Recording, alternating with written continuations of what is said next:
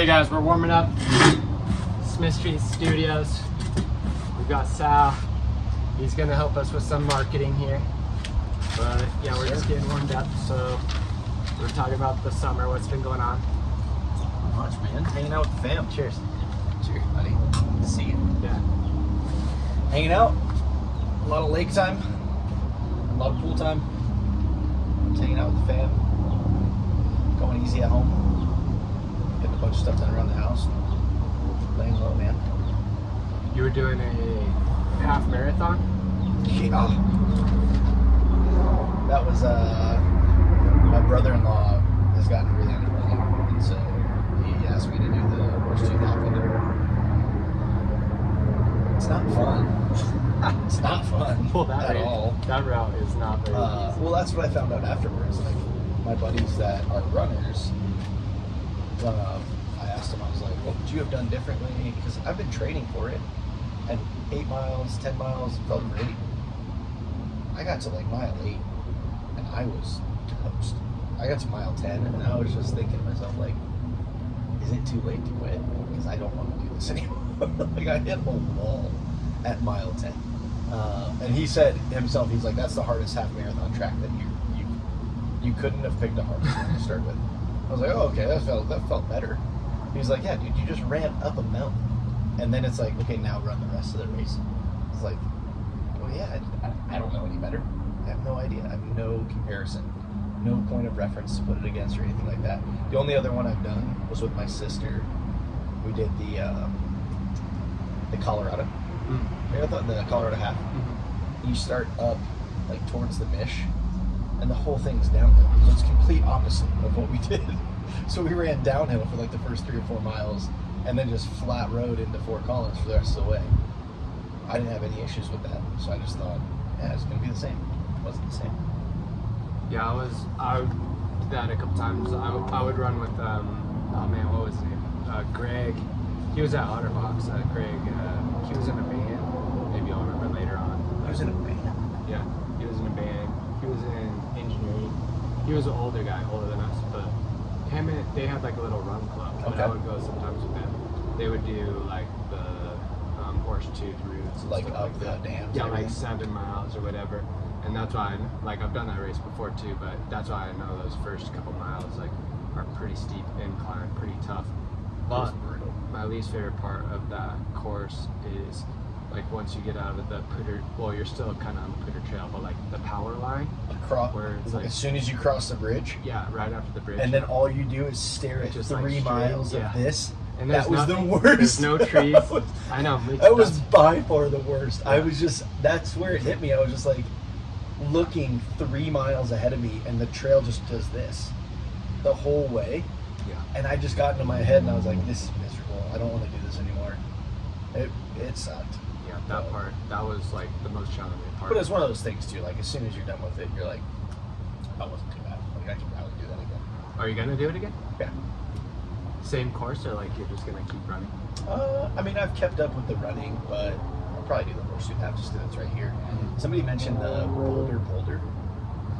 They do a full or they do a half? I'm not sure. They have a lot of stuff done. Yeah. They have somebody mentioned that one after I finished it.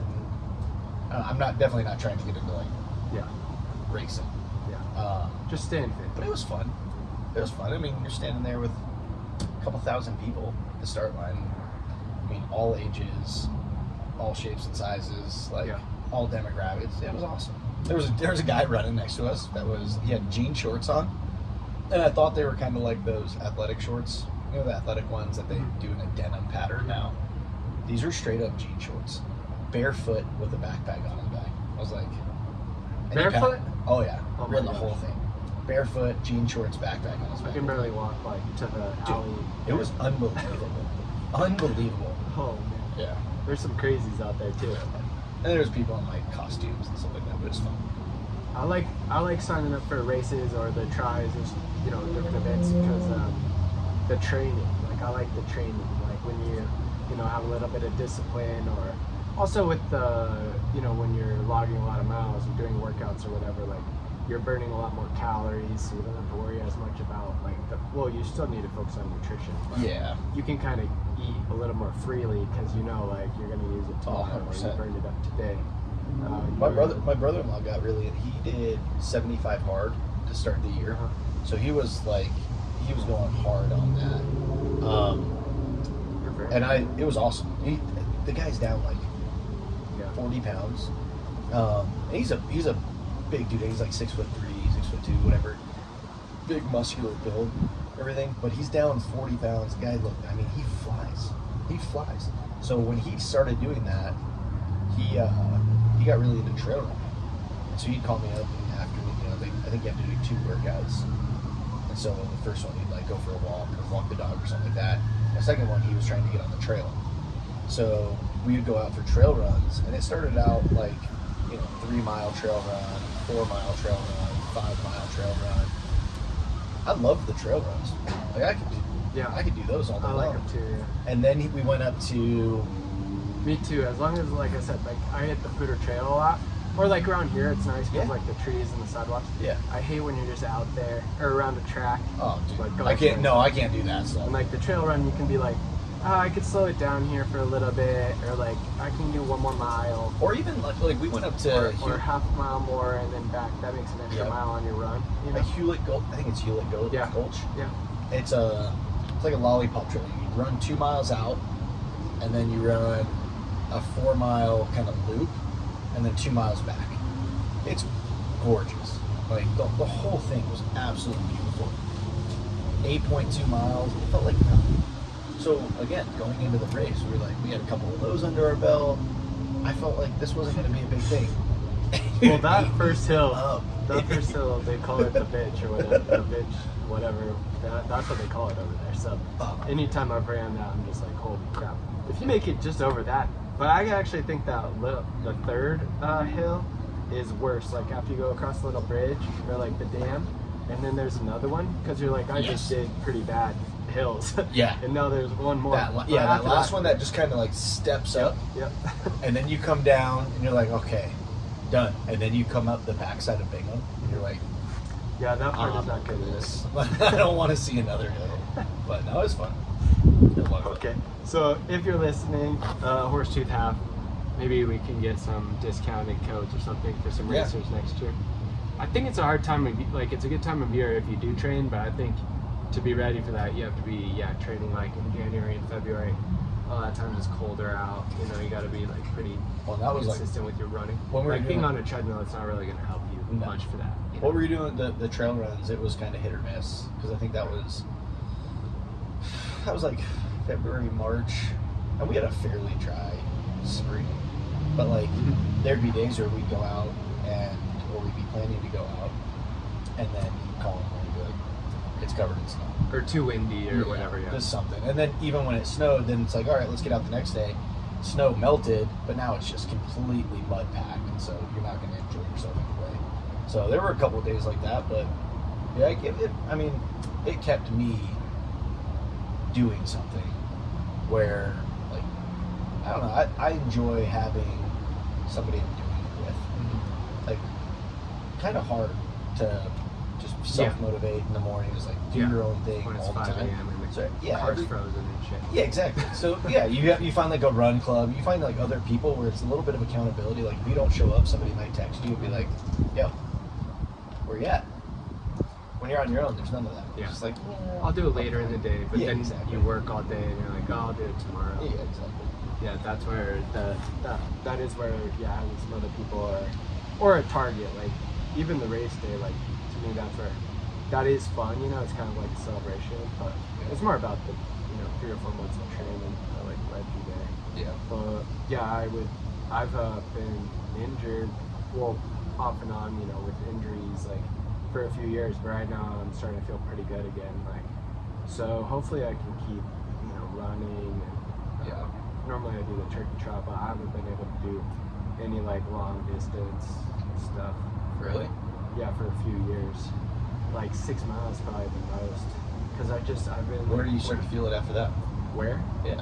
Just little places. Like I had, imbalances. Like because then my hamstring would be weak, or like then my groin or my hips or my back, but mostly in my feet and in my calves, like my Achilles and my feet. So even if like my right Achilles isn't sore that day, like then my left calf, which I have no problems with, will go because it's compensating for my right.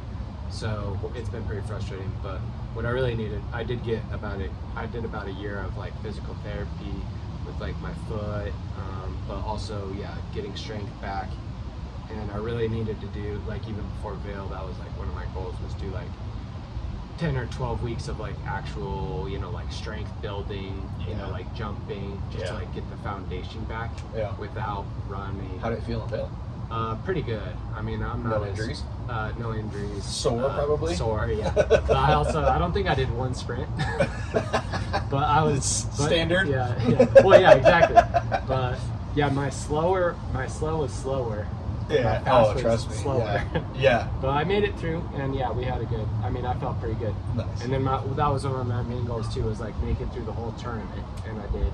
But then I was like also be able to, like, now we're a week later and I can still work out and stuff. So that felt good. Not be completely done, or like there goes your hamstring. That happens a lot. And it is amazing too. Like I told Kevin Rodriguez, like when I'm in the gym or just biking, like running, like I feel amazing. Like my body bounces back to soccer. If you go one day and then poof. So but I'm still trying to do the soccer stuff, so it's tough to, but when I get off the bike, 2 hours on the bike, I'm like, that was fine. Yeah. But soccer's completely. I want to do 2 hours on the soccer field. Yeah. You get the same, like anybody that asks, oh, you still play, you do this, that. I'm like, I can't typically. I mean, I haven't tried it in a while, but for a little while there, it was like, if I played and actually played, like actually went all out, it was a week, like a solid week of like, this hurts to walk. It hurts to get up. And I was like, I'm done with this. I don't want to feel this way anymore. So I think I'd probably feel a little bit better now because I wasn't training nearly as much before. I just kind of like an idiot, jump out there cold, not training, or like do work what all day, play at night. Yeah, like be in the office all day, go play at night without much warm up. Yeah, and just. Or like not doing the strength stuff, or skipping the strength stuff because you need to recover from playing. Yes, and then you're not doing the thing. And it's like my brain doesn't communicate to my body, hey, chill out. So I just do what I remember to do, and inevitably you're hurt. Yeah. Something pops. But I think it's hard without without the trainers, and also you miss like. You don't realize how much the warm up and the cool down and the weight sessions, like they do a lot to keep you ready. Like as a player, you're like, I don't need to warm up or whatever, but it's really you do. All that stuff that like it adds up. And even, I don't know, I took it seriously while I was playing. Yeah. But I don't know if I put enough into it, like enough thought process into that part of it. It was just more like, this is what we have to do. It wasn't like, this is of vital importance. And at this point, I'm like, no, it's of vital importance. If you're not doing that, the chance of you staying healthy or being fit or being like going a game, day off game, anything like very little chance. Yeah. Very little chance. Whereas back then I was like, we just do this stuff. I'm like, they say it's important, I'll do it anyway. But I mean, at this point, like, you wish you had the wisdom that you have later. Yeah.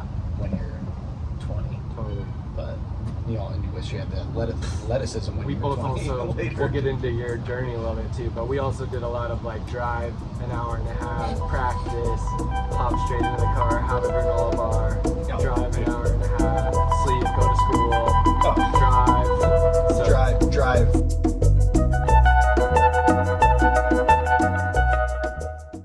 I'm gonna reset my clock. Okay. Guys, we're kicking off over here.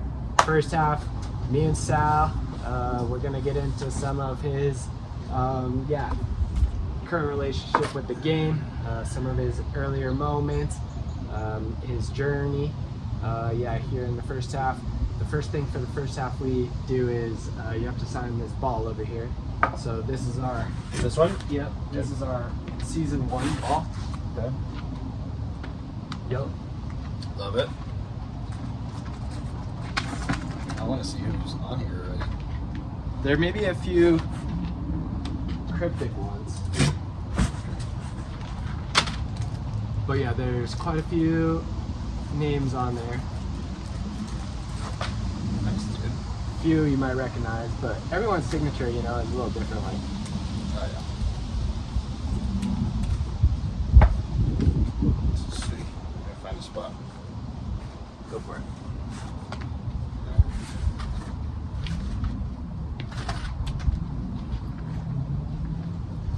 You want another Easy Street IPA? I'm gonna go with the IPA for this one.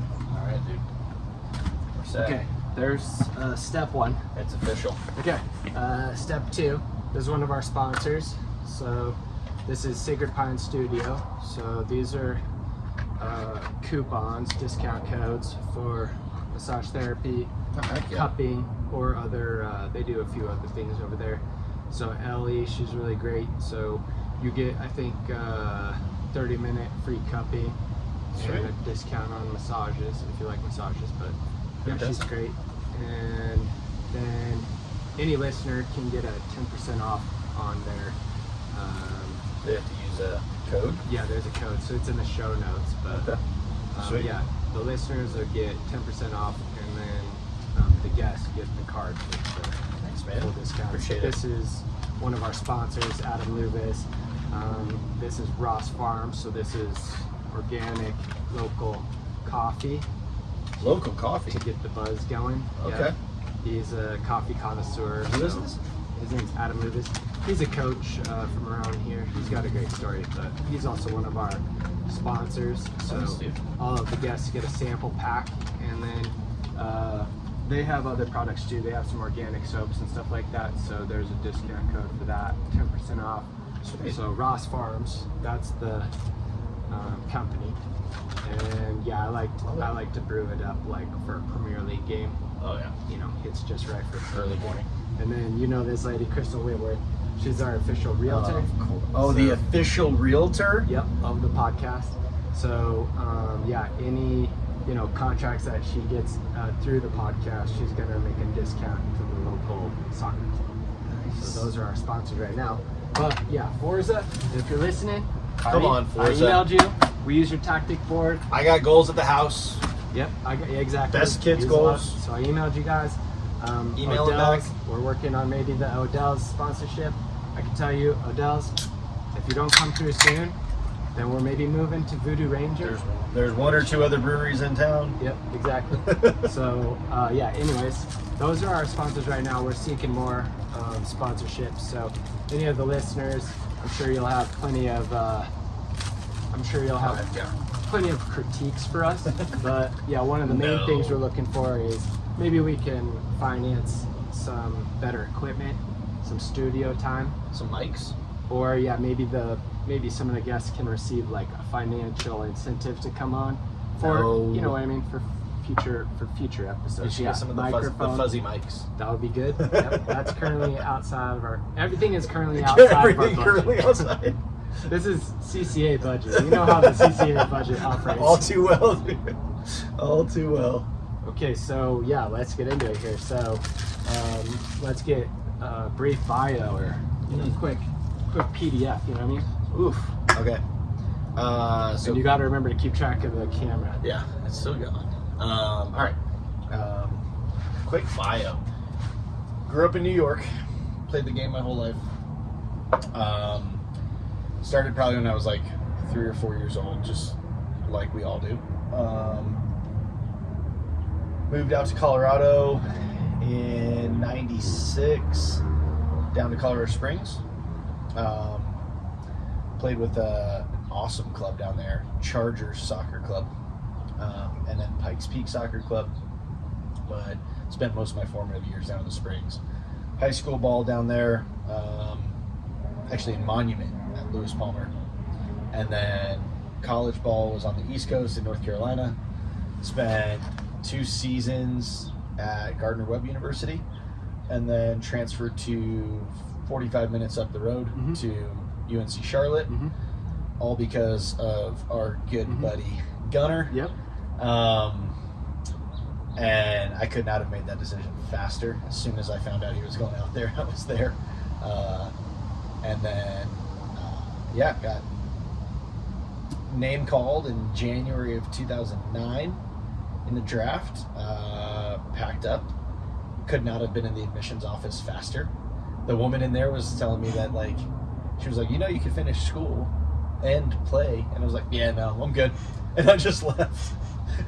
Went to New England, spent a few months up there, bounced around for the first year, ended up over in Germany, spent almost a year over in Germany, and then came back, pro ball in St. Louis, Charlotte, and then came back here in 2012, right before, around there, right before our son was born in 2013. Didn't come back with the expectation that I was done, and then started a job and just kind of looked around and was like, I think I'm good. At Otterbox? Yeah. Started with Otter at that time, and I don't know, kind of like that whole story of like two paths in front of you, and I accomplished a dream to play soccer and get paid to play soccer and everything, and that was a childhood dream come true. I'm sure there's many other steps that I would have loved to gotten to, but it was amazing while it lasted. And then looking around at that point in time, I was kind of like, I could either keep grinding here and maybe get a break, or kind of start down this path of like a family and some stability and job and everything like that. And so I went that path. Mentally probably wasn't out of it for like another year or two. Would watch the game for the first year kind of with like a chip on my shoulder. Second year was pretty hard to watch the game because I like felt for the first time that I was kind of removed from it. What do you mean watch it, like on TV or just just watch like around? But I mean, because at that point it's like my buddies are still playing. Yeah. So I had an old teammate from New England, Wells Thompson. Wells. Yeah. Came out to Colorado, and I went down and watched him when he played in Colorado. Yeah, Wells. When Clint came out to Colorado, it's an old teammate of mine from Charlotte as well.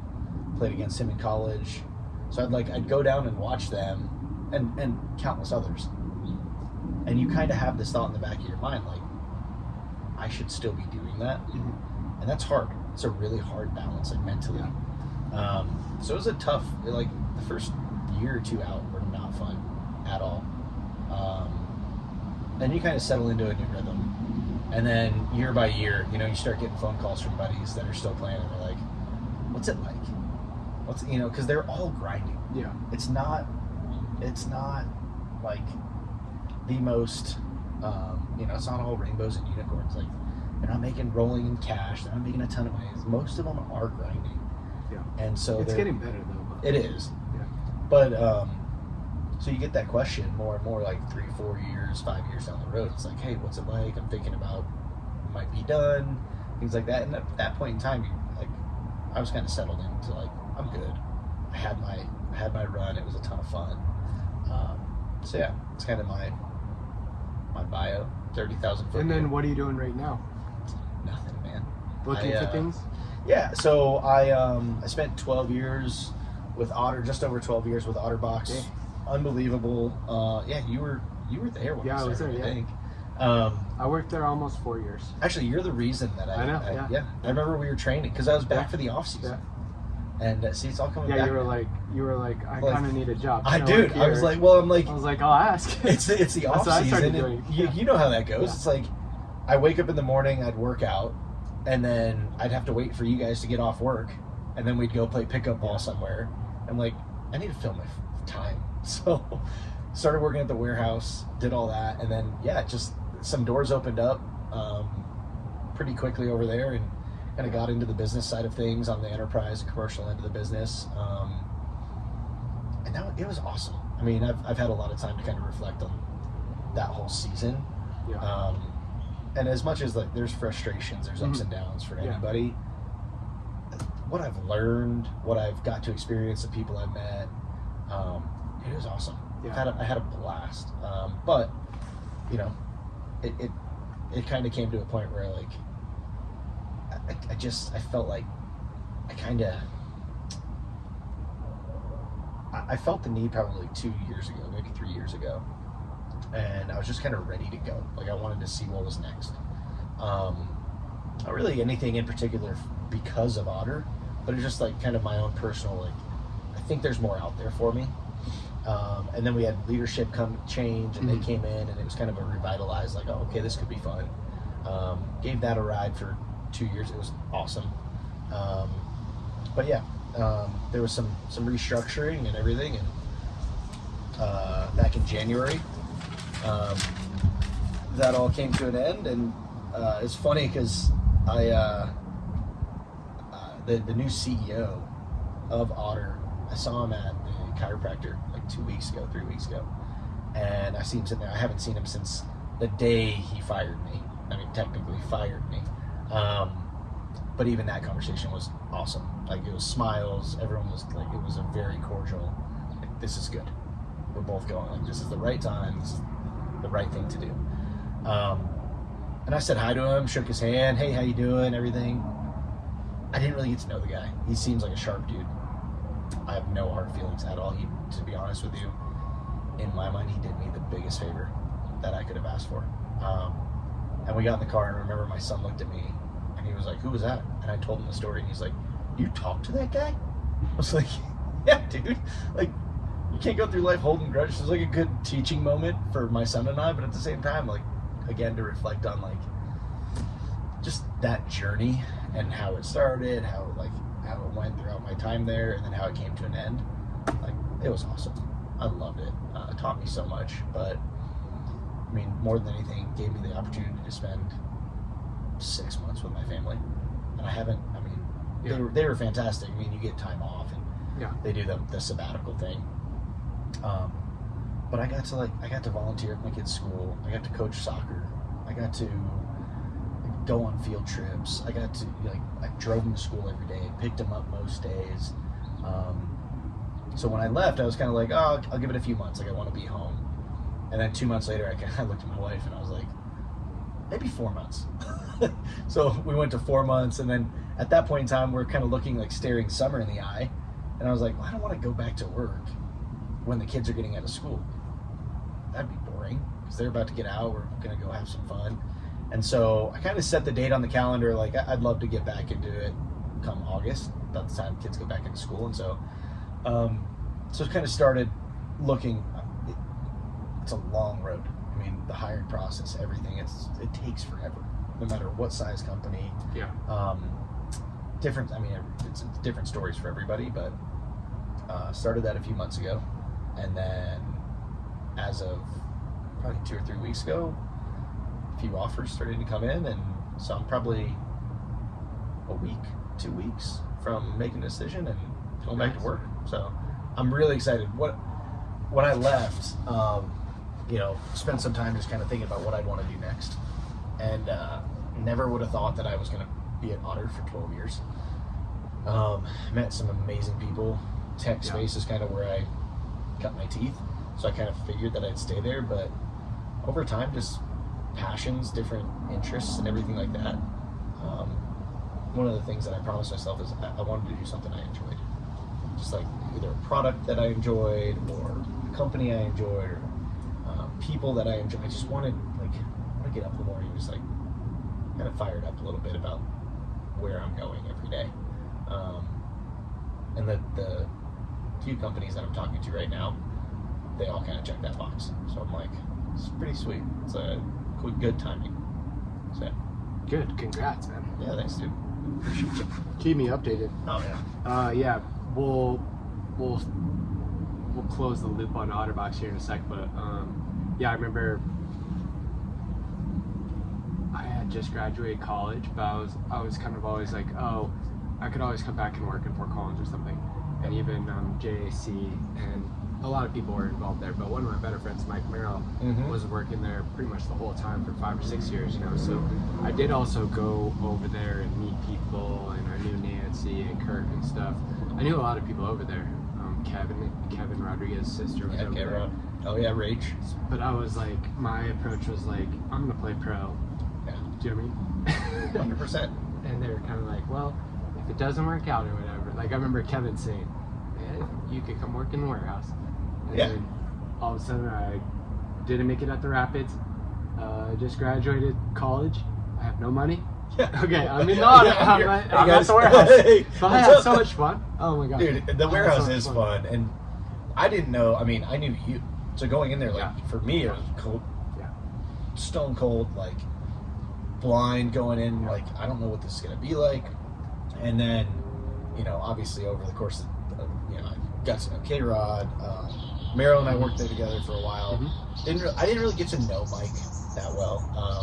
But everybody that I knew him and was good buddies with him, so I knew he was a good dude. Rachel and I worked together for a long time. And then over the course of 12 years, I got to know Kurt and Nancy, just the amazing people they are. And then, JC and I don't know, like, it's probably, I don't even know how long ago. I just remember there was like a specific conversation that we had at an all pause. And I'd known him kind of through the friend circles and everything, and obviously through Otter. Kind of one of those, like, we're, you know, at that point in our lives, we're both like 30s. It's like, I wasn't trying to like make friends with somebody because it was like, you know, the owner. So there was always like a weird feeling to that. And then Jay came up to me one day at an all pause and was like, hey, what church are you going to? And like just started this conversation. I was like, yeah, we can have this conversation. Like, this is awesome. Like, what an open door. And man, that was like, it was such a cool kind of vulnerable moment. You know, I went and grabbed coffee and like sparked up this friendship that at this point is like, he's a good buddy of mine, which is pretty rare, like to find, again, like mid-30s. You know, we've known people our whole lives. We went to high school with them, we grew up with them, we played pro with them, like we have this whole journey. And so kind of come across somebody at 34, 35 years old, like just similar interests, similar friend groups, like just such a cool dude as well, like such a down-to-earth guy.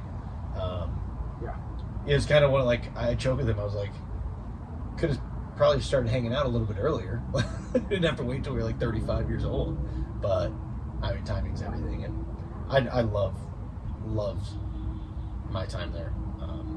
And the life planning, like I did that with you know, that was also, even though I changed direction, that I still have my documents and I still reference like a lot of it, you know, even with the replenishment cycle and everything. And so even there, I still think of what I'm doing now from that kind of perspective. Yeah. And so anyways, let's get into your soccer. Let's get into this. We could have a whole podcast on the Otterbox probably. Dude. Maybe we need to. Yeah, I don't think so. No, maybe we need to have an Otterbox, like employees tell the story or something. Right? Like an office episode for the Otterbox. Might get HR involved.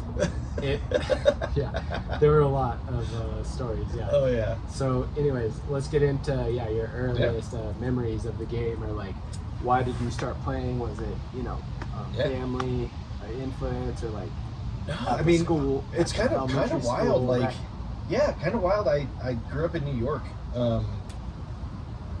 like just outside the city. So like soccer wasn't a huge thing.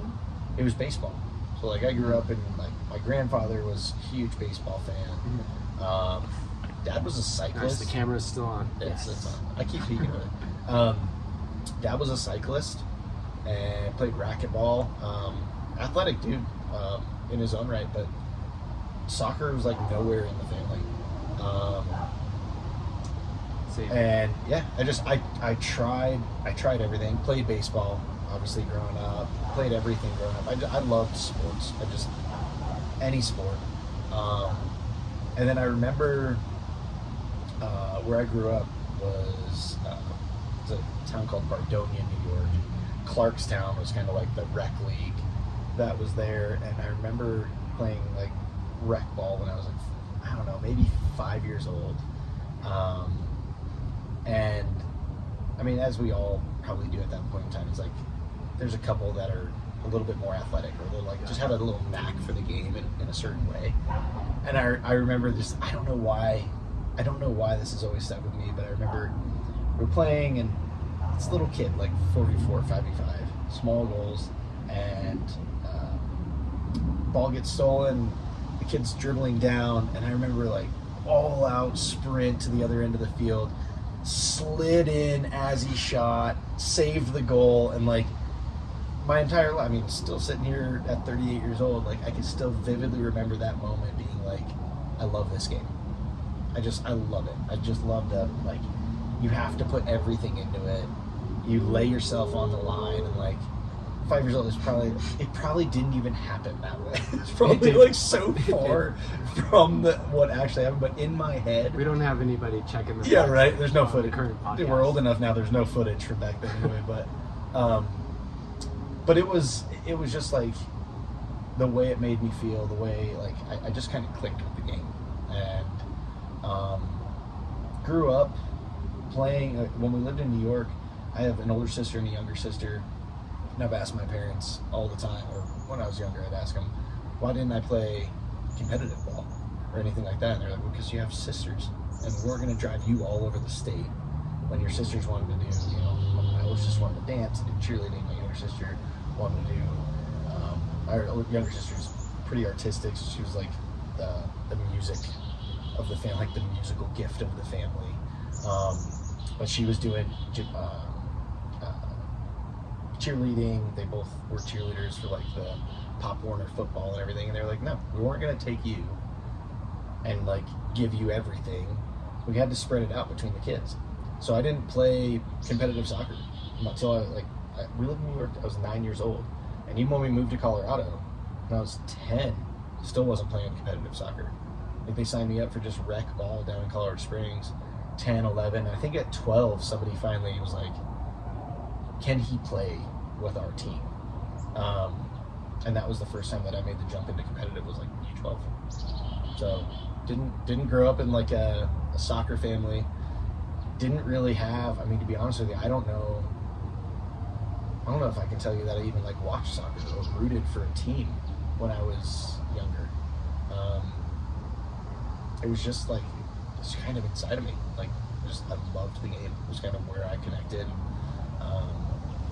Yeah, and then Colorado, I mean, like I said, played for a small club, Chargers, and then they got, I don't know, it was like bought or something like that by Pikes Peak Soccer Club, and then kind of, I think we were in probably middle school, like 7th or 8th grade, played with, like, kind of the story, like, played with the top team. Obviously, everybody wants to play for the top team. And then when I was like 7th or 8th grade, I got cut. And that, for me, was like pure devastation. From which team? From Pikes Peak.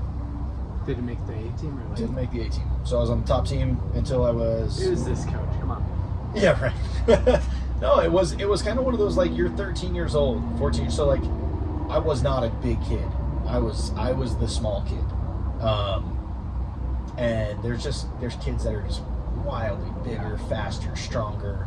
And I to be honest, like, that was a good team too. Transparently, like, if I'm just being very hard on myself, like, I wasn't at that point in my career, like, I'm 13 years old, I would not have considered myself like the best player. I was good. I tried hard.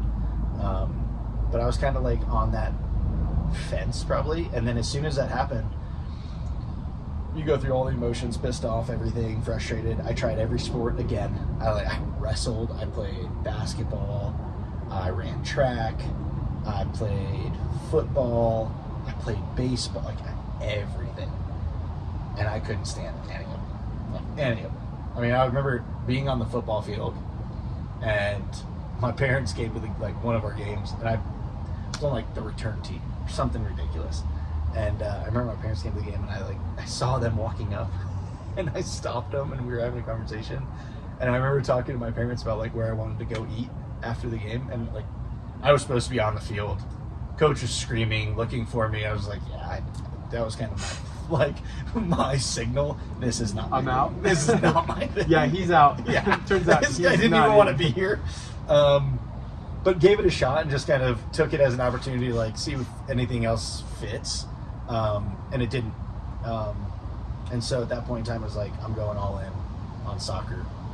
I was the kid that was like banging goals or banging balls against the garage, and we had a double garage. It was perfect size. It's a goal. Any soccer player that didn't look at their garage and think that's the perfect size of a goal, and then you'd pick out like the little squares. Like that was the earliest form of the target goals that you see now. And so I was in the driveway every day, just absolutely slamming balls against the garage, getting screamed at by my parents, and hitting balls on the roof, trying to take touches off the roof before it hit the ground. And that, like, there was no personal sessions. I didn't do like private training. I didn't do one-on-ones. I didn't do any of that stuff. It was just me being like, no, I'm going to do this, and I want to get back. And so I spent a year on the second team, had a ton of fun, but was always kind of like, I want to get back. And then the next year made it back up, and I think at that point in time, I kind of like switch flipped and actually started like, I think grew up a little bit, started to come into a little bit of maturity, like 14, 15 years old. And then high school ball was fun, but the game got easier and easier. And then college, same thing. Well, ODP too, yeah. I think that's where ODP. I met you, That's where you and I first crossed paths. Because I was kind of on that, like 87, 88, and I think just like they do now, like they keep trying to switch it up. Yeah. And so I was able to like go down and play with some of the younger guys. And I remember the trip. Where did we go? See, I was one of the youngest. Portland, on right? the team. Probably a few times. Yeah. I think we went to Portland. Yeah. I remember my first, and I still tell this story. Anytime anybody asks, like, who should we get our kids trained by? And I was like, Izzy. Like, there's no question. It was like my first memory. Let me tell you a story. It was like, we get to the airport. I've never met this kid. Guy throws a ball on his head and walks through the entire DIA with the ball on his head. Train everything. Down the escalators, up the escalators. Doesn't drop the ball until he sits in his seat on the airplane. I was like, that's my first memory of his. And I was like, and ever since then, it's just like one thing after another. I was like, so that's like the story that I tell. Well, I've heard that story a few times, and so it must have happened a few, because other people have told it too. But there's other stories I could tell, like the head rubs. The head rubs were the weirdest thing to experience. And, well, if you were at Real. And then, dude, it was a Real thing. It was freaking weird. Banger, Miguel. A bunch of dudes sitting behind each other, just rubbing each other's That head. was Sean Sandoval. That's who that was. But And then that was the trip. I think Spank got his head shaved into the Monty Python cut. I don't remember that. We buzzed the top of his head and left the bottom. Spanky was on the team. That's the first time that he's been in that he's been mentioned. So if you get mentioned, then you could potentially get an episode. Oh yeah.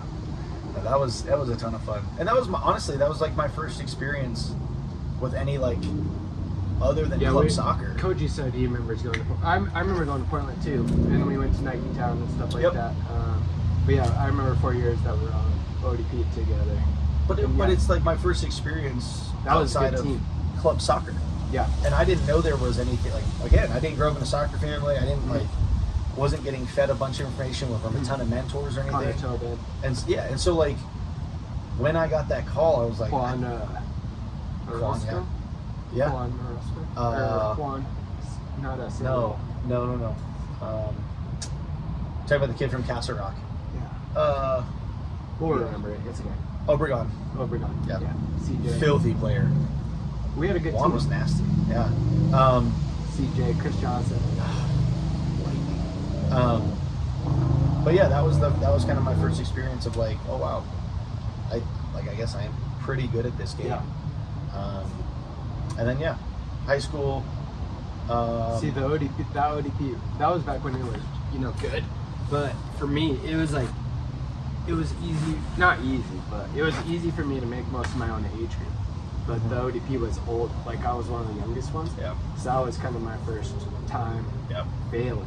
also, or like not, having to like barely make the team, or like not starting sometimes, or not making regional team or whatever, Yeah. And so, anyways, go ahead. Yeah. But that was like, when I look back, that team was stacked. Our team was stacked. And it was just like, I think at the time, that was the end all be all for us in the moment. And now we look back on it, it was like, that was so much fun. Yeah. Oh, like, man. Glad we enjoyed the life out of it. And being with the boys and going out playing other teams. And you get your backpack full of gear. I remember getting home from that and being like, look at this stuff. Like, they just gave it to me. That was a really cool experience. And sometimes now too, I'm like I took this, the eval so seriously, which is like, it is good that like, you take the feedback, or like, this is what I'm gonna work on this year. Yeah. But also I'm like, that coach probably didn't even know my name. He probably did this at 1 a.m. Like, he had to get it done to get paid. He probably was drinking beer. Yeah, you've been through it. They're probably like, in a circle. Hey, who's this one? Oh yeah, needs to defend or whatever, And then I'm like, sprint. I'm like, what? But yeah, anyways, go ahead. But now I have a little bit different perspective too. Oh, completely changes.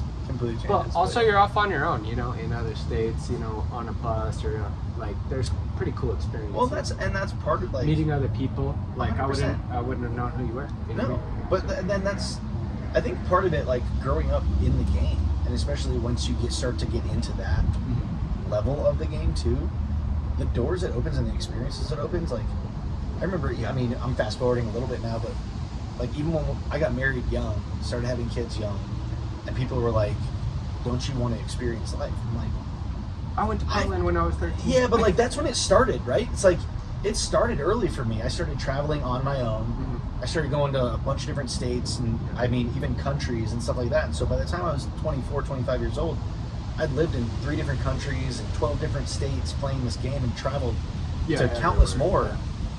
Yeah. And I'm like, these people are just getting out of college. They want to experience this now. I'm like, coming to the other end of it. I'm good. I've been traveling. Like, I've been to a lot of places, and so it's just, it offers something completely different. Not better or worse, but like, it's a really cool experience. So ODP, then you went from Pikes Peak, then you went to Rush. Well, yeah, they did that whole, I think they dubbed it at the time, it was like supposed to be this super team. So it was Pikes Peak and... Oh yeah, that's right. Like Rush, and there was like Rush South. And so, so for 2 or 3 years, 4 years maybe, like, we'd meet in the state. Who coached you then? Boucher. And... Because I remember that, I couldn't remember if it was Boucher or not, but Boucher coached, Boucher some of the years coached the Rush team like my age, but, that was back, before they had the Rapids Academy and stuff, so those were the top 2 clubs, but your Real team versus your Rush team. It was Pikes Peak and Rush for years, and Real, like, that was Bo Miller, CJ went to Real, so like, they were another Who force. was the other one? He went to Garrett. Yeah. Garrett Thomas. He was filthy, left-footed player. He was really good. When I went on my visit to LMU, I stayed with them. Yeah. But yeah, they were all really good. Stisser. Stisser was on Real. Yeah, on Real. But he went to LMU originally too, right? Yeah. And then Yep. Then he transferred. But yeah, it was Rush, Real, and Pikes Peak, and Rush and Pikes Peak. Like, we had gotten to a point where it was just like, we were just head to head. And so they decided, all right, we're gonna, Rush was doing their whole expansion thing, so they came down to the Springs and they were like, we're gonna buy Pikes Peak, we're gonna turn it into Rush, and we're gonna take half of the top team from the Springs and half from Pikes Peak, essentially, and half the top team from Rush, or we combine them, we're gonna make this super team. I mean, it was 9 guys from Pikes Peak and 9 guys from Rush that hated each other. And like, Pikes Peak, we did not have the best players, but it was guys that, like, we grew up together. Mm-hmm. So it was like that chemistry that, like, we were all good, but it kind of it was enhanced by that chemistry of just knowing each other. And so when we did that, it was like, all right, we're going to have a practice in Denver, we're going to have a practice in the Springs, and then we're going to have one practice a week in like a Castle Rock, like a neutral location. The Springs guys wouldn't go to the Denver practices. The Denver guys wouldn't come to the Springs. And like, it took a solid year. I remember the first tournament we went to, I think it was Disney. And I remember getting down there. It was supposed to be this super team. And I mean, these guys, I'd say the majority of the team went D1. Like, it was a solid group of guys. Yeah, it was. We got smashed. I think we lost 11-1. Like, we got smashed. And it was purely... there's some good teams down there. Yeah, but it was purely like, this team does not click. It wasn't working. And I remember, is it Joe? Who owned Rush? Tim Schultz. Tim Schultz. Tim, Boucher, Nick Penn. This was like high profile for Rush. Yeah. And so there was like 4 or 5 coaches at this game. We got absolutely ripped into. I mean, cursing, freaking people getting called out, flipping the bird at people. Like, it was brutal. And I remember at that point in time, I think it was kind of a moment where like these 16-year-old kids are watching these men, they're probably our age now, but watching these men like lose their minds. And I think at that moment in time, it was kind of like all of us kind of snickering at each other, like, all right, like, let's get our crap together. And we went on, we won the tournament, went on and won U.S. Club Nationals, and like actually started playing as a team. And it got fun. I had a blast my last few years playing club ball. It was a lot of fun.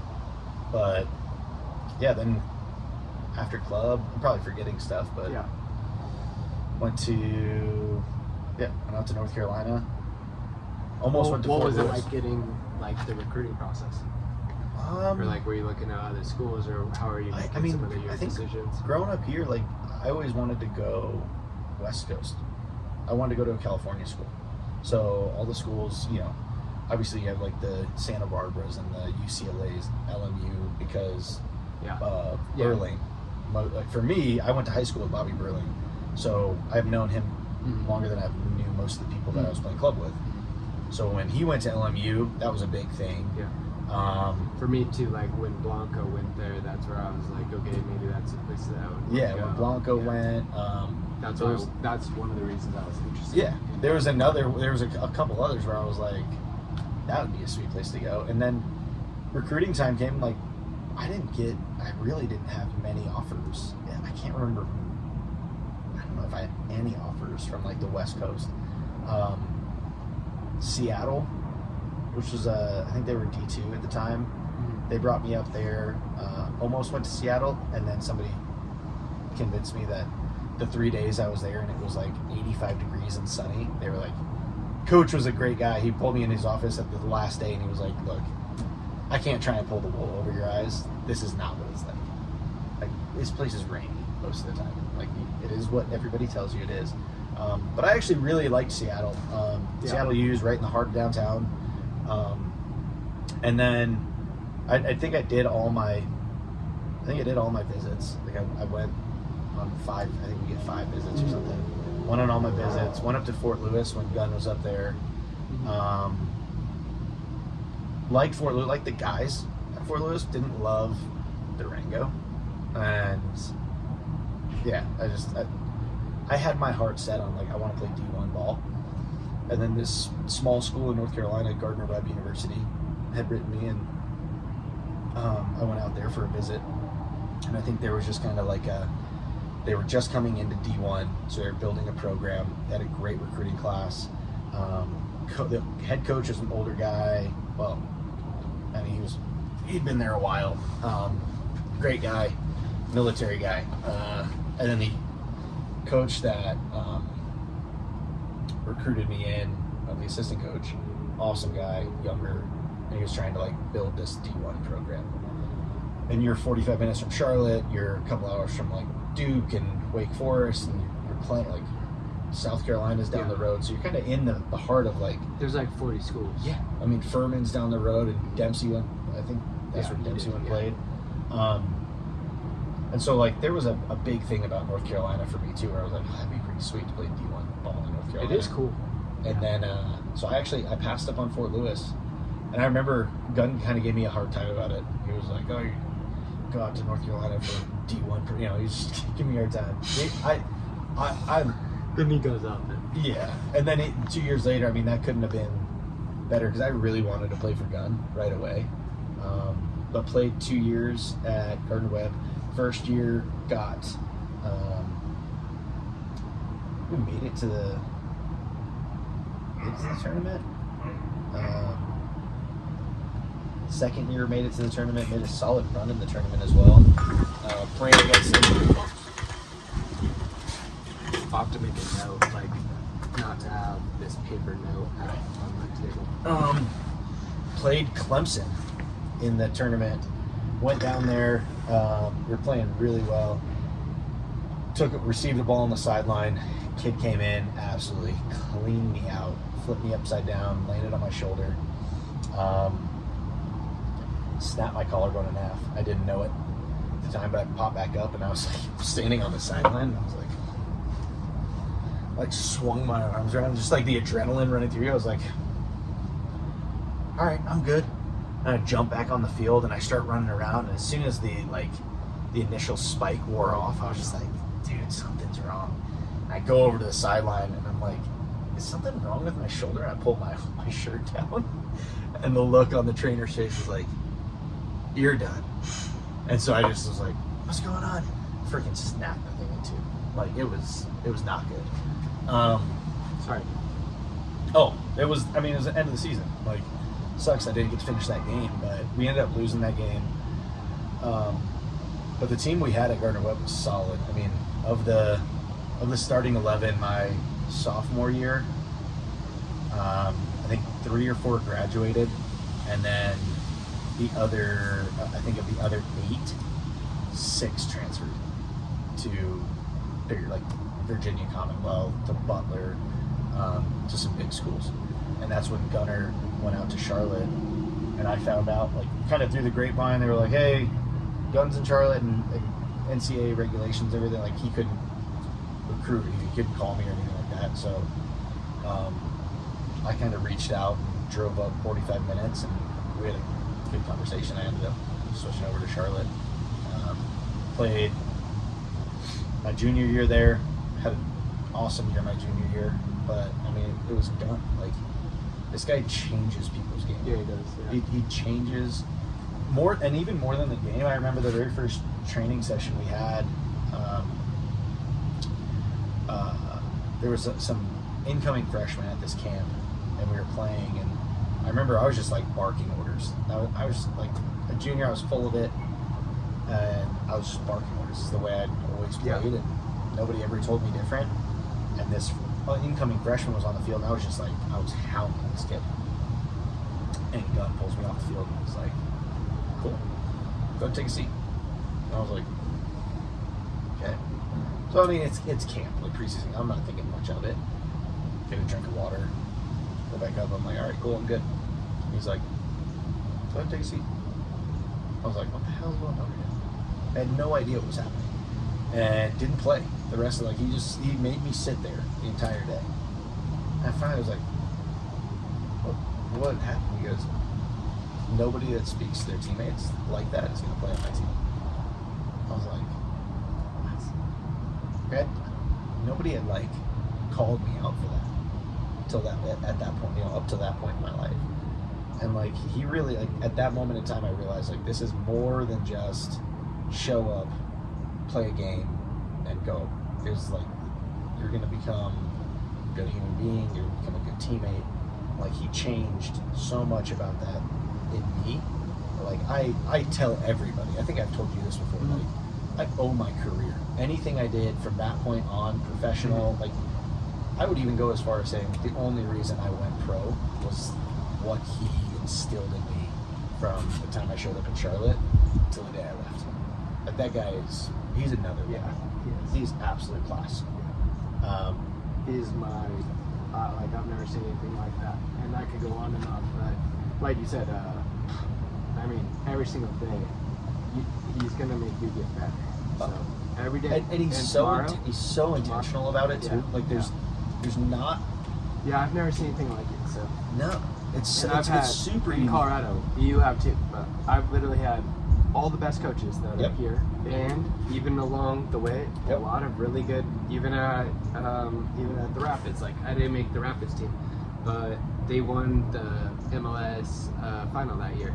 But then Gary Smith went on to win at Nashville, and Yep. I think he won at Columbus also. But even there, but still, Gunn.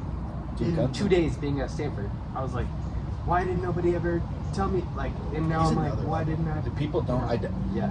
I don't know. It's I don't think he's impossible. necessarily underrated. Obviously, he was like coach of the decade in the I don't know RMAC. how he's not. I don't know how he's not like under 23 national I team would. coach. I totally agree with that. Totally agree with that. And in the MLS, like if he went to the MLS, his team will be winning like really soon. So I would 100% agree. I don't know why they wouldn't give him a shot. He's a special. He's If a you special. give him a 3-year contract in the MLS, he'll probably win. He's a special guy, man. in year 3 or sooner. But and this- he'll probably win a lot. The scary part is like, Three times he's basically anyways, I could go on and on. oh yeah, no, The I stats are also there, but for Oh. for high performance, I mean, No, And but I even tell even people- at, like Jeff Jennings at Fort Lewis. yeah. I would only see him in the summers, like, but every time I'm like, how is he getting so fucking good? Yeah. Because he's with Gunn Yeah. up in the mountains, 100%. in the gym. Yeah, in this small little RMAC school, I know. and they have this freaking I know. gem of a coach. And I mean, he was recognized for that work and everything, but I still, to this day, I'm like, dude, he needs to be on the highest stage. Well, He hopefully should. he will I in the hope. future. I But- mean, he already is, on a very high stage. but- Yeah, I mean, I don't want to And his discredit stats- anything. I mean, obviously he's crushing, but Yeah. I mean, I even go as far as I tell people this all But the time. I'm like, when you were with him at Charlotte, like he wasn't there yet. Like he was under the radar, and he was trying to get on yes, the radar. yes, but I tell And people he all was the time, using I'm you like, guys. yeah, we would get on the bus any trip, and In I mean, Charlotte, you they know- went from not that good to all of a sudden they're It's in the national semis, final. national Yeah. final. And but you we went had to Stanford. we had They great were- great resources, everything like that. Obviously, like nice travel buses, everything. And people experience that now. We have beautiful buses. Get on the bus. There was like PlayStation, TVs, and couches and everything. And first hour of every trip, nothing's on. You're studying, and like that, he focused on the man. Like he focused on the actual human being. And I think the philosophy is like you're already here. Like, yeah, I know I can work with what you have because you're already here. The game is there, but he just understood that like the majority of you are not going to go on and do this after, and I would be doing a disservice if all I did was focus on getting the most out of you on the field, and not setting you up for anything else in life. Like beyond side, I credit pretty much, like I said, everything I did from junior year on, professional everything, to him and what he instilled. But even stuff I've done away from the game, like there is so much that I will take and try to impart on my kids, and even younger players that I encounter, that comes directly from him. The guy's another level. Yeah, He deserves every ounce of respect for anybody in the game. But I tried to describe it to people, and it's just like I just know that they don't even know what I'm talking about. No, they don't. You have to. And be I think there, I think I told you that one time. Like it. I hope at one point in time, I hope that like I get to like face to face, just like, and I could text him. Yeah. But like face to face, and I want to have that conversation with him and just be like, dude, you changed everything, and just like man to man. I wish more people valued that side of it than unfortunately than do right now. But he's another level. So anyway, I mean, we can go all day we about could that, we but, could have a separate pod. Hopefully Hopefully he'll be on the pod eventually. Yeah, I hope so. When I can afford him. Yeah, right. He will be on the pod eventually. But I have a separate season for that. When Leeds came back to the Premier League, there was definitely I'm a Leeds. There was definitely some text messages exchanged, because obviously we had Jersey Day and you freaking pull out the Leeds jerseys every time. Leeds is back this year too. Leeds is back again. Yeah. Yeah. So on leads, I don't know, so that maybe- helped me like maybe- get on the yeah. inside there. So yeah. Okay, after Charlotte Yeah. drafted, go ahead. Well, so junior year went well, but senior year, like, I kind of freshman, sophomore year of college, I guess I should say, like, I had fun. I was in college. Mhm. Like, it was college. Had a blast playing. We saw some success. Won Yeah. league championships. Got You're big fat overachieving. ring and Yeah. went to the tournament. I was like, dude, this is what I wanted to do at D1 school in college. And then went to Charlotte and decided, A lot like, of your buddies are not playing; they're transferring, they're Yeah. failing out of school. and you kind of hit that point. But of, like, some are having success. But yeah, I know. But yeah, I wanted to, like, if I'm going to do something with this, I got to get serious. So I kind of buckled down junior, senior year of college. Didn't do too much of the extracurriculars, and just took the game really seriously. Stayed, early to training, late, with Gunner finishing after training, and Oh, man. had that conversation with him, like, teach me what I need to know to continue playing this game after this season's over. Because, I mean, senior year of college, like, was pretty much it. And so I remember just finishing sessions with him. Yeah. And, dude, the guy, Yeah. he could outscore I know. anybody I on the know. team. Like, it was another freaking level. His ball striking is like, and he just it's like a simpli- golf shot, like if you watch really He good, just well, you're a good simplified. golfer, but He just really simplified good everything. golfers, like they can just Yeah. like wow. But it's like, but he had that And mentality. that's where like at Stanford even, these are all-star players and coaches, but he's still at 50. He's still still stroking pinging it with his left Oh, foot. yeah. It's stupid. Oh, It's yeah. absolutely, his left foot's magic. Yeah, good. But stay after, and he really, again, my senior year, he leaned in hard. I remember I got to a certain point. I had a crap ton of goals my senior year, and I got to a certain point where I was like inching up on how many goals he had scored in the season. So there's kind of like a little battle going on, like, would I do it, would I not? So did he see you? Huh? Did he thank you? Dude, I've got some fun gun stories in the locker room. But I had a blast. And then, January 2009. So I remember after my senior year, I was just like, holy, like, that's it. I didn't know what was going to happen. Staying in touch with him for the following weeks, and I remember he called me one day and he was like, hey, you got invited to the MLS draft, or the combine or whatever. the combine, which, again, something I did not know existed. And so I think at that point I probably did, but growing up, like, I didn't know there was a combine. So as soon as my senior year was ended, like, I knew that was coming. He called me, he said I had made that, so went down to Florida. That was my first experience of, like, I mean, you get there and you go straight to, like, a physical. They test everything, make sure you're healthy, make sure everything. Go to your room. There's freaking. They just kid you out. Yeah, it's stupid. Meals are top level. Like, they take care of your nutrition's there, and then you play for 2 or 3 days in front of every MLS coach, every what was it at the time? NASL, USL, every coach. I mean, the people in the stands while you're on the field are just, that's your future. Like, this is your chance, and you're playing next to guys that, like, I've heard of this guy's name at Maryland, and I've heard of this guy's name at this school and that school, and so, like, you finally, like, you get on the field with these guys, and you're like, this is it. Like, this is the best of the best. So went down there, and then name was called. Got drafted to the Revolution in 2009, and went up there. That was the other Steve Nickel and Paul Mariner. Other than Gunn, they're a class of their own as well. I mean, just the knowledge and experience. Same thing. They're just legends of the game. Players, like, amazing players in their own right. The camaraderie. Trophies. Yeah, the camaraderie in the locker room, though, like, you could feel it. It's a very similar feeling to what I experienced in Charlotte. Like, I got into the locker room at New England, and one of the first things, like, Matt Reese had put Steve Nichols' cleats, because Nickel would show up to the training ground every single day. He'd show up to, we were at Gillette, and so we were like the redheaded stepchild at Gillette, but we were at Gillette, and Nickel he'd walk around in his copas. Like, he never took them off. He was just like, if he was running on the treadmill to warm up before practice, he had his copas on. Like, it had his copas on all the time. So I showed up to training, and I remember it was preseason. Matt had done the Jell-O trick from The Office.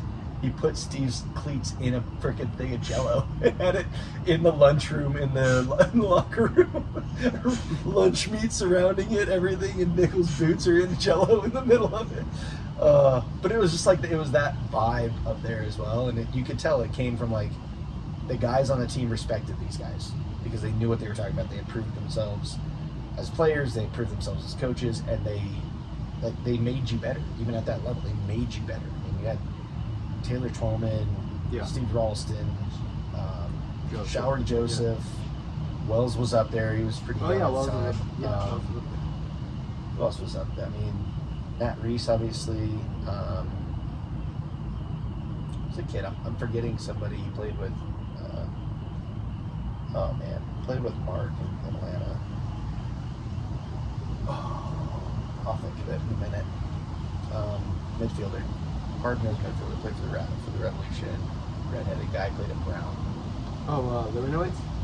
Yes. Yeah, the Renowitz. Jeff Renowitz. Awesome dude. Great guy. But yeah, there's like that whole crew was up there.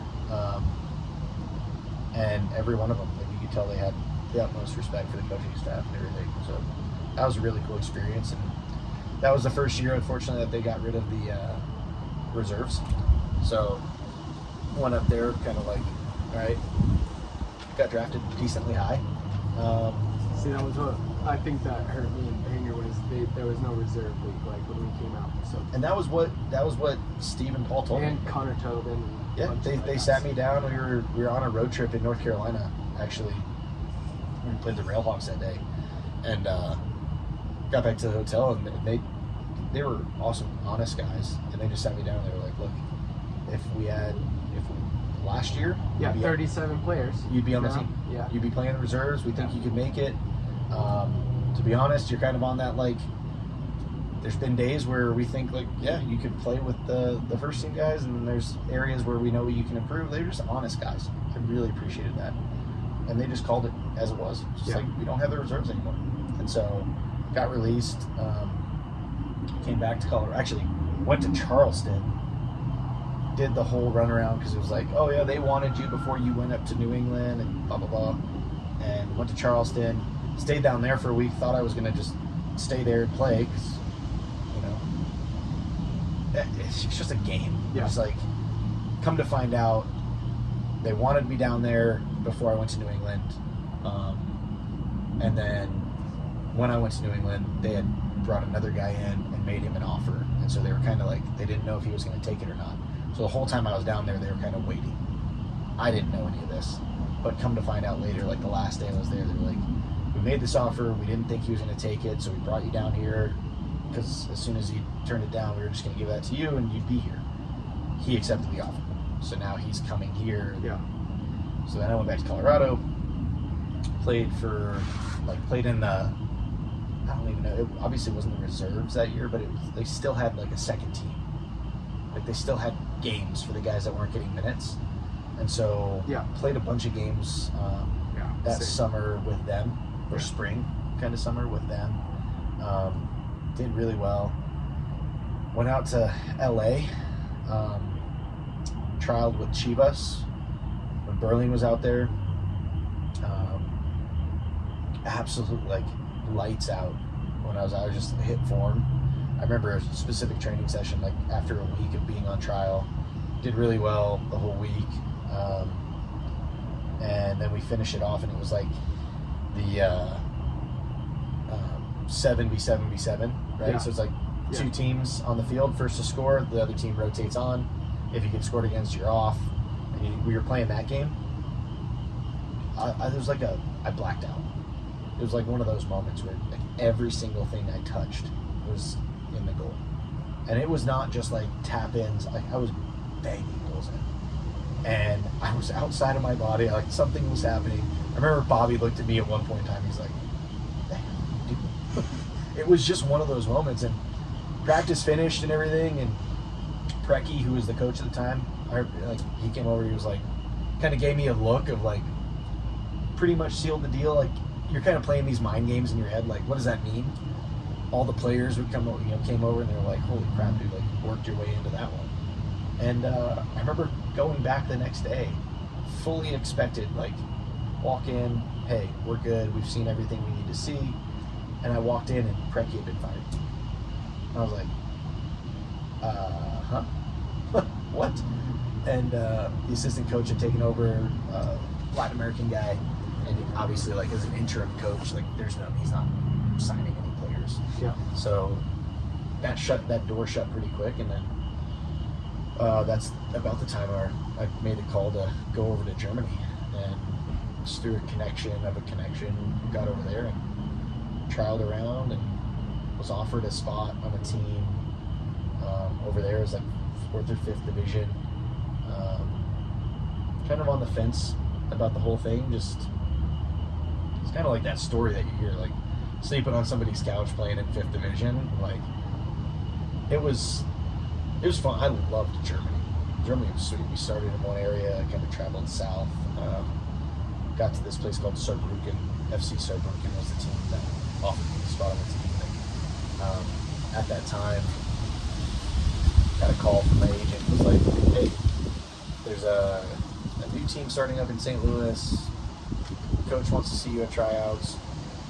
They're having an open trial. So I flew back from Germany straight to St. Louis, sick as a dog. First day played like absolute garbage. I don't even think the coaches wanted me back. Like I don't think they wanted me back for the second day. And I think my agent more or less was like, hey, he just flew back, like give him a chance. So I remember going out the second day, and it was kind of like a scrimmage, 2 or 3 teams, and Stis was at the tryout, killed it, scored a couple goals. They pulled him off and basically were like, we want to offer you a spot. So I remember Stis coming up to me, and I hadn't even gone in yet. Like I was like the sub of the subs. Like they did not want me there. And I remember Stis coming over to me, and he's like, all they want is goal scorers. Like if you go out there, just don't play midfield. Go up top. Because at that point in time, I had gone in college. I was playing up top for gunner. Yeah. And then when I went to New England, they kind of moved me out to the wing. Yeah. And so I'd been playing as a winger, and I loved it because I could use my pace. Because I think about you as like a winger, but then in the 4-4-2, I think about you as the forwards, the 2 forwards. And so like I kind of had that role of like had a knack for goal, but I really I didn't love playing with my back to goal. I liked having space in front of me. And so but with the 2 forwards, you can do the flicks. Yeah, exactly. Go ahead. Run off each other. And I love that because you can find space, you can find gaps. But I remember Stis coming up to me, and he was like, dude, just go out there and score goals. Don't play on the wing. Just go up top and score goals. I remember this conversation. So I subbed in for one of the forwards and played for 15 minutes, scored a hat trick, pulled me off the field, and they were like, yeah, we want to offer you a spot. I was like, what? Like, that's how this works? And so, yes, Stis and I signed in St. Louis. I forgot to sign it. Yeah. That's funny. Yeah. And then played there for a year. That was awesome. St. Louis is a cool city, like very, like the fandom in St. Louis. They're amazing sports fans. I remember at the time, like, their football team sucked, their hockey team sucked, the baseball team wasn't very good. But like you'd go to these games and they were packed. The stadiums were packed out. And same thing, like our opening game, we played at AV Park. And it wasn't huge, but the thing was packed out. There was flares, there was fireworks going on. It was the ambiance was like, it was another level. Unfortunately, so we had a men's and women's team, AC St. Louis, and then the Athletica, the women's side. Hope and Lori, Shannon Box, like there were some big freaking names that were playing on that women's team, and the ownership group they had trouble somebody in their front office or back office or something like embezzled money. And basically, I remember the women's team was the first ones, like, they stopped getting paid, so they stopped showing it. Like, they folded pretty quickly.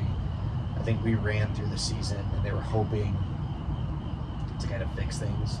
And as soon as the season ended, maybe a month later, it was like, yeah, we're shutting our doors. So they folded. And then that's when I went out to Charlotte, played in Charlotte for 2 years. Loved it up there.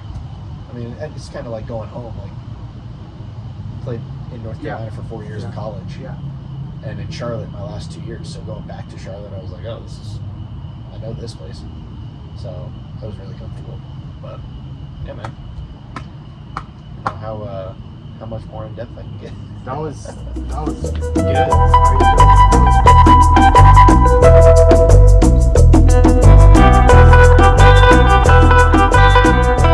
Second half, Salvagionne. We just moved into the basement studio. Getting into the second half, we're gonna hit Chris's highlights if we can contain them all in one half, and then we're gonna get into his starting 11. I have to hold this. So. Crystal, if you're watching this, yeah, we are using koozies over here, so it's a good idea. I feel like commercial. It has to be facing out. Yeah, you'll be good for this podcast. You'll help us become a real Step up the marketing game a the little bit. media is going way up already. So, yeah, if you're listening, Crystal, we're using these koozies to keep our IPAs nice and cool. But yeah, okay. So second half, we just kicked off, had a nice halftime. Oh yeah. Moved indoors. We're on turf for the second half indoors, under the lights. So yeah, let's hit these highlights. So, what are some of those standout moments, accolades?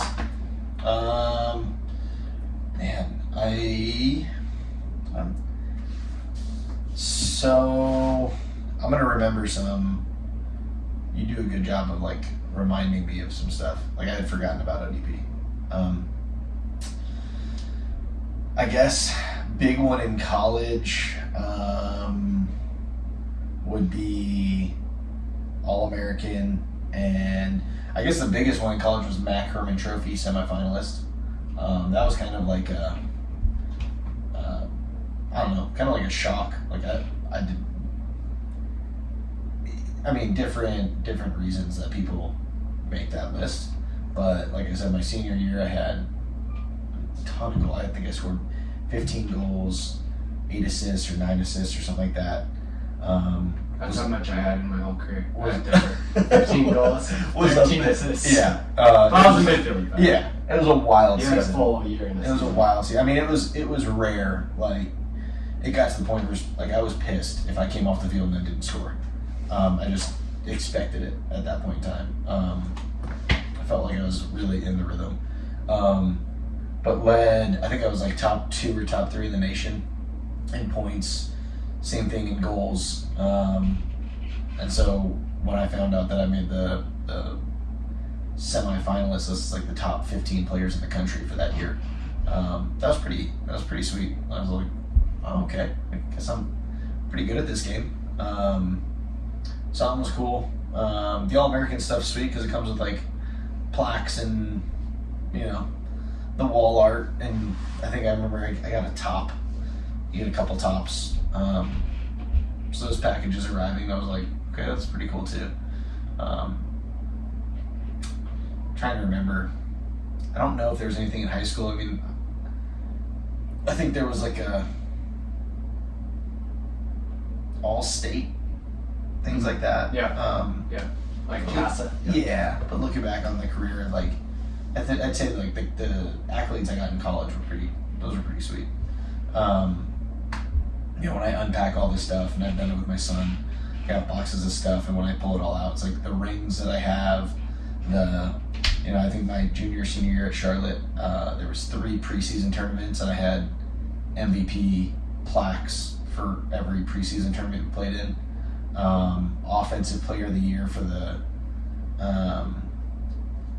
the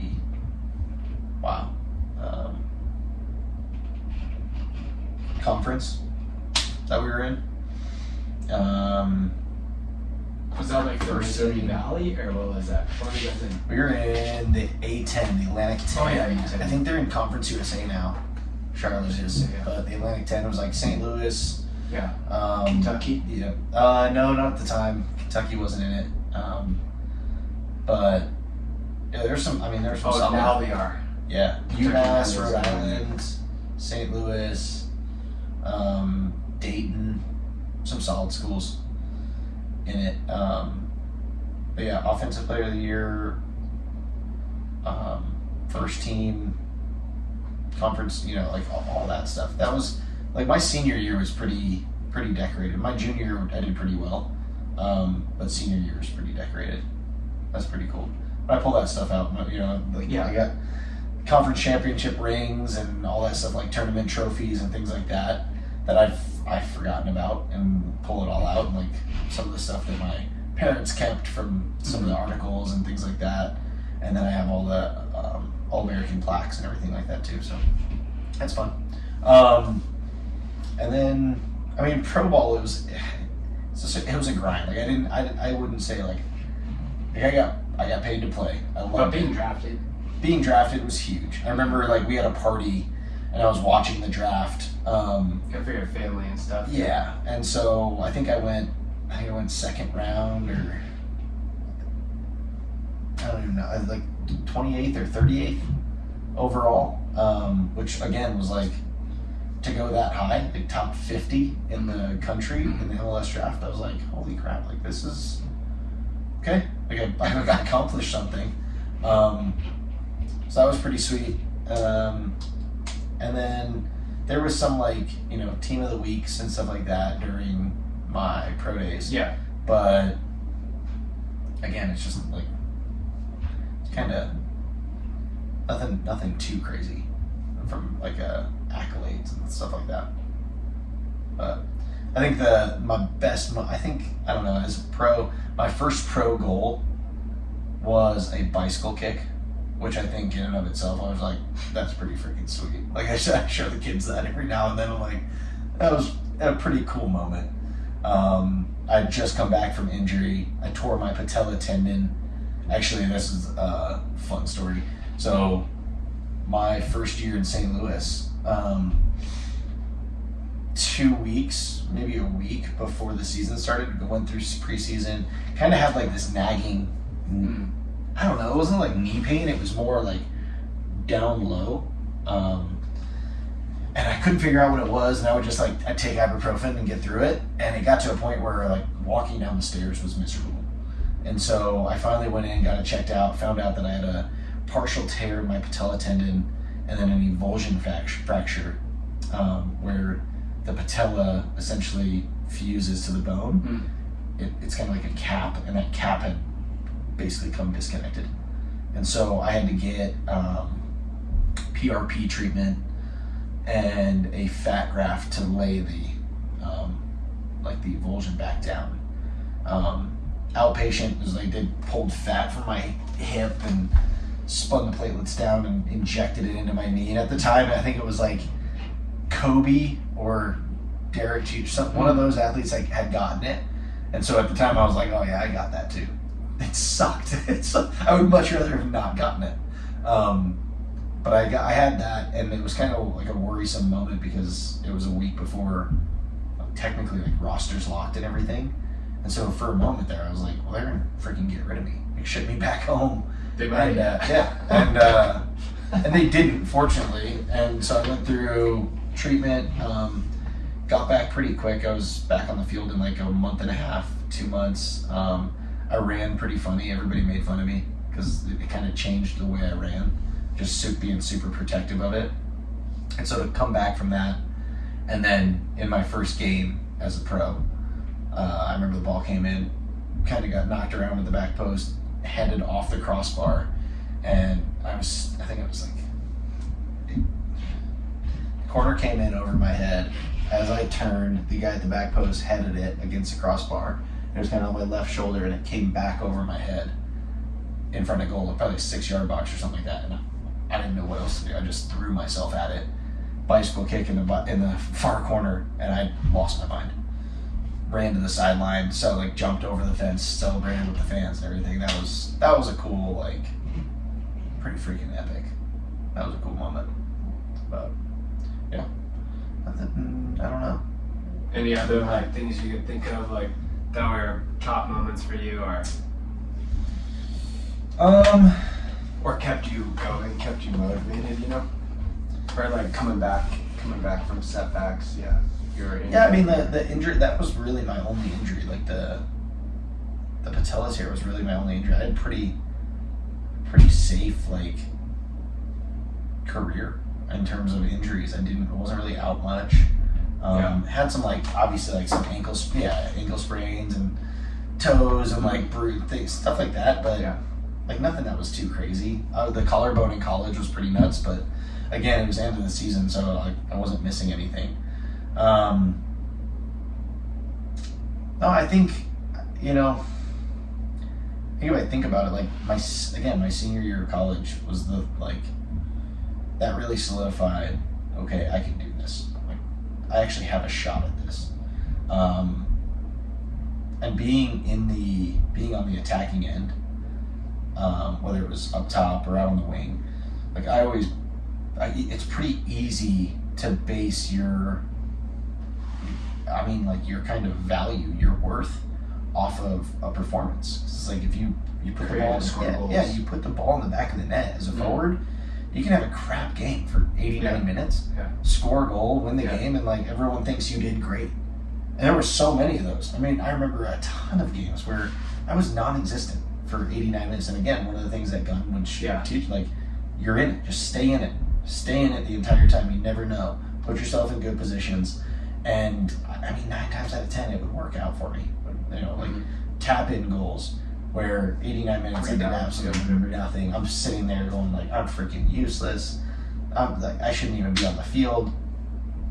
But it's kind of like that mental grit, mental toughness of like fighting through that negative thought and putting yourself in a position. It's like, all right, I'm just gonna keep going. Next play. Keep fighting. Yeah, next play. That was one of the things. Yeah. I remember just coaches growing up. It was kind of one of those like, I'd get pretty pissed at certain plays, and I remember a coach in ODP actually telling me, he's like, you're basing everything, like you're trying to catch up from the last play if something doesn't go right.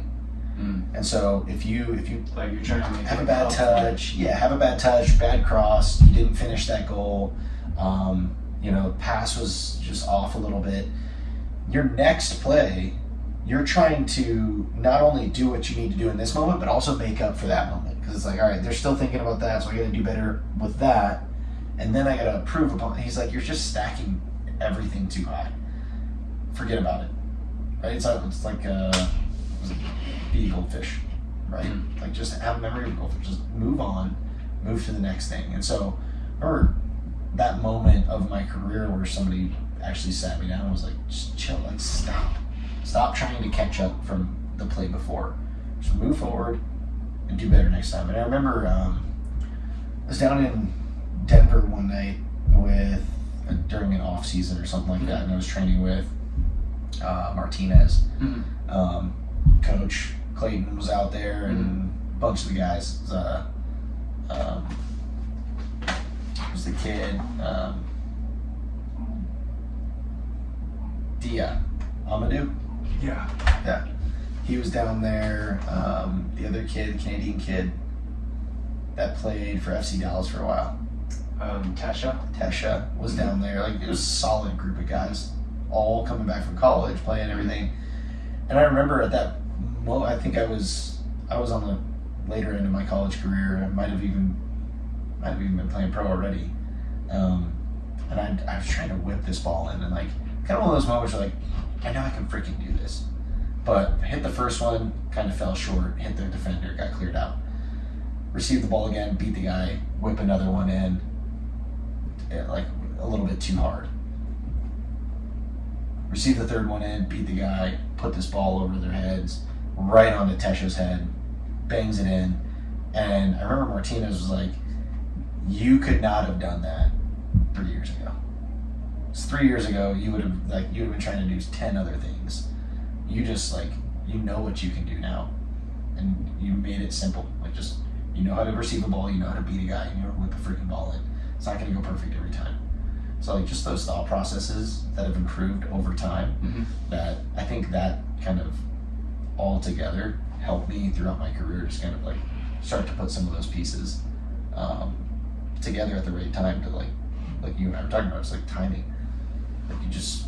It all adds up to a certain moment where it's all right, now I have to perform. So, yeah, I don't think there's anything. I'm sure there's other stuff that I'm forgetting. I mean, those are huge accolades. But yeah, those are. Do you remember who the other America semifinalists were? Or who won that year? Yeah. Oh, shoot. I don't. We don't, like I said, we don't have a Google background check right now. Yeah, I don't. I want to say there was a couple. I was just curious, where they ended up, That was, I believe it was Zuzi in that year. So Graham Zuzi in that year. There was another, De La Garza was my year as well. Yep. He was filthy. And then, who was the bigger? Omar Gonzalez. Oh, yeah. Those two at Maryland. Yeah. I remember we played Maryland. Actually, we played Maryland when I was at Charlotte. Of my entire college career, those two players, there was one other from Furman. Those two players were probably the hardest defenders I've ever played against. Ever in my entire college career. I mean, those two were pros playing college ball. It was dumb. It was so dumb. There was another guy at Furman's, kid named Jonathan Leathers. He's probably the fastest guy I've ever played against. I mean, you couldn't beat him. Anytime you'd beat him, even if you got around him, he'd catch you in 3 steps. The guy was so unbelievable. It was one of those those players, and there's been more. Yeah. But I remember specifically those types of players. I'd intentionally look for space so far away from them. So I would just find an area of the field that was give me 15 yards to think about this, because with my back to you, you're crushing me every single time.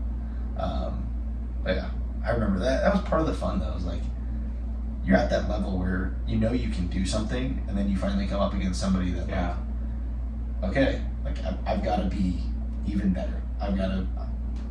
That's not clean enough to beat everybody, because clearly this is another level. So that was fun. Remember that. Well, maybe that's a nice segue to your starting 11. Oh. Because are you going to need some good defenders, or is it only attackers in this 11? No, dude. Defenders are... you would never catch me dead defending, you know that. So I was going to play a 6-0-4. You defenders just win it and hit it up here. No defenders. Alright, so the main thing though is we have to be able to see, so let's make sure that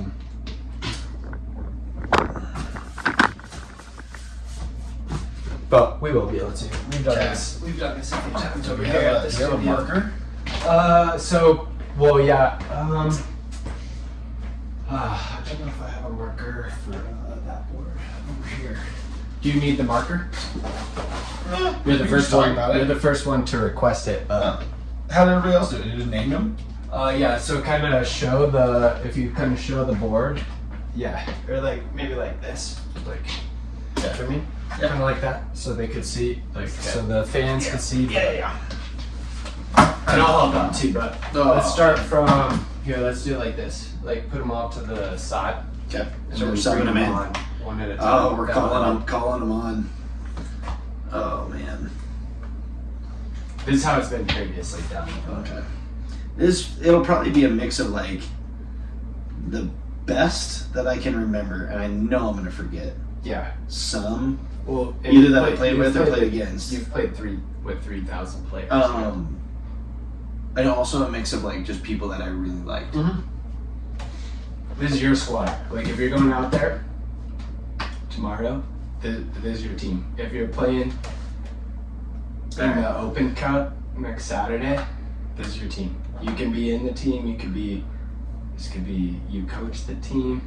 All right, I'm gonna start. An There's easy really one no for me. premise, but go ahead. Easy one I'll for help me. you. I'll help you. You can do this stuff. Just because he's like, he's a great dude, and he came in. So, I'm starting at goalie. Mm-hmm. Yeah, start from the back. Is Clint Irwin. So I met Clint. Clint played at Elon. So we played against each other in college.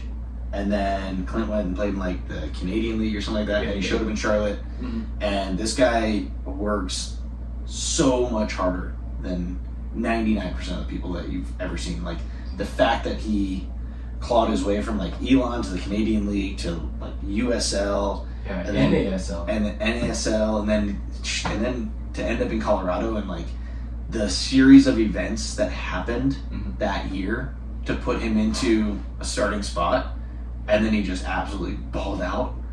Yeah. And the fact that he's like one of the smarter people that you'll ever meet too. But Clint's pretty filthy. He and I trained in the off season together in Charlotte. He's like 6'5". I'm not probably give him an inch or two, so chill out a little bit. But like 6'6", and I mean he uses every inch. Like the guy is. Yeah. He knew me well enough to know like when we were training, he'd know where I was like my tendencies are. But he was one that would help me out a ton. So I would throw Clint in there. Also because I can't give too many goalies too much respect because they were like my nemesis. Well, don't you need somebody to punt it to you? I like Clint. sometimes. That was the other thing. Clint had great distribution. Like I remember I watched a few highlights. Like when the kids got old enough, they were like, they wanted to see a little bit. And there were so many of them where Clint was in there, and like his distribution's ridiculous. I saw it. I trained with him when I was on trial with Rapids. Also, he was with Rapids, but I saw him recently because he's the goalkeeper. He was the goalkeeper coach at Nashville. Mm-hmm. So I did see him, and he's jacked right now. So he's also like staying healthy. Like he's stronger now than he was before. Like in the gym and crazy health. So anyways, Clint, awesome dude, and a great one to have on the show too. He's a solid dude. This is your first time making the starting 11, Clint, so now you can definitely get an episode. Clint's going in. All right, I'm just starting with people.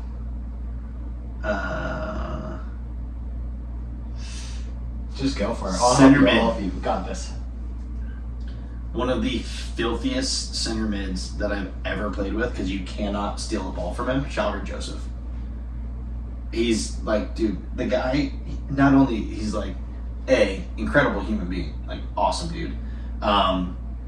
You get anywhere near him and his arms are like 6 feet long, and he just like palms you in the face and holds you off. You cannot touch the ball. Like there's no hope of getting anywhere near the ball when he's on the ball. That was like an absolute clinic when I was in New England. He's one of those guys too where like you show up to training the first day and he is shooting balls at you. He's not passing balls, he's shooting balls. And he's absolutely like, it's kind of like 50-50 serious about it too. Like he doesn't always pass that way, but he's kind of testing you. Like, hey, control this. I remember him and Steve Ralston would just ping balls back and forth, be below knee height, basically shot at each other. Yeah. And you just have to take one touch, hit it back and everything. And these two were just standing there just like it was nothing. But I put Shalry as starting center mid.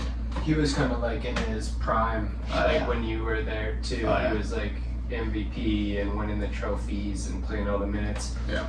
Always really fit. I only met him because he was coaching for a little while. I'm not sure where he's coaching now, but he was coaching youth, like after he retired. He was in New England or wherever it was, with their academy. But awesome. Everybody says, tip top player. Oh yeah, absolutely. Goodness gracious.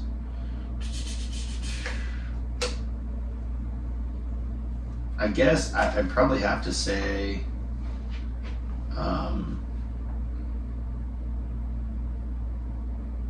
I don't even know where I want to go from here.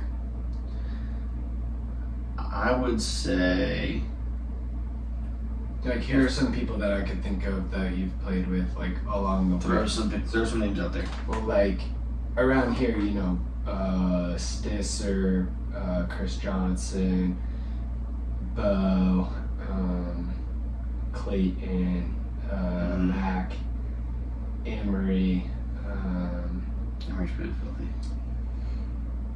Banger, but yeah. Banger, dude. Banger was one that I never. He was another one that, like, I just didn't want to go anywhere near him. Mm-hmm. Him and Tobin. Mm-hmm. Yeah, dude, I would not like.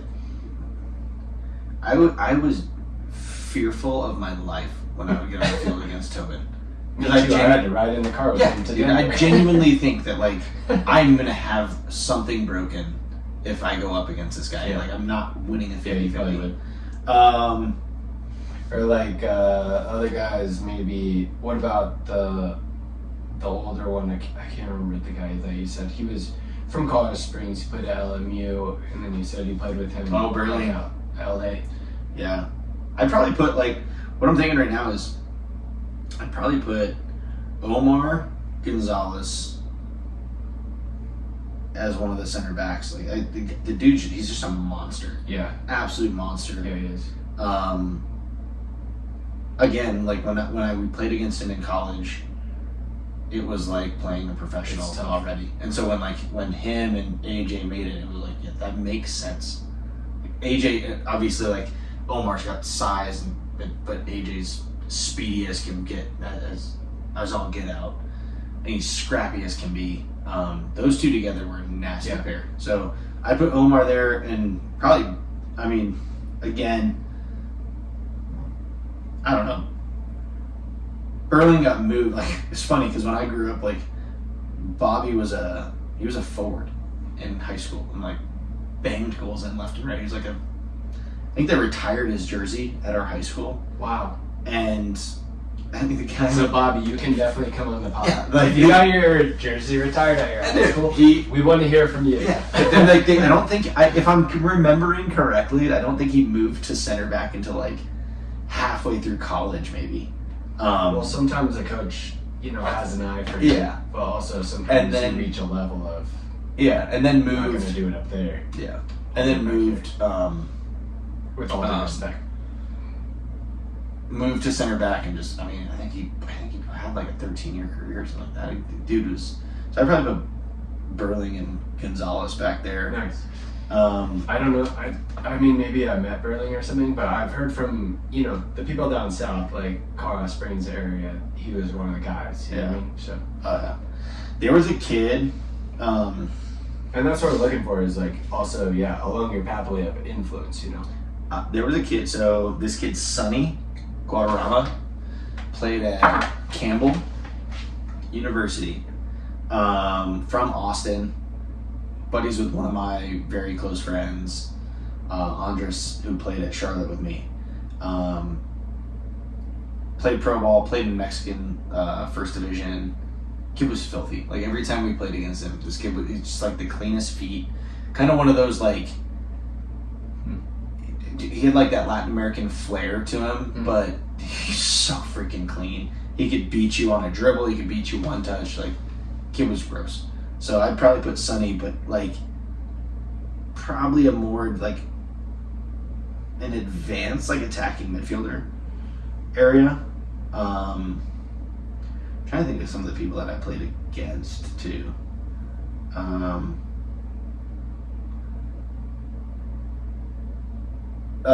Who's the?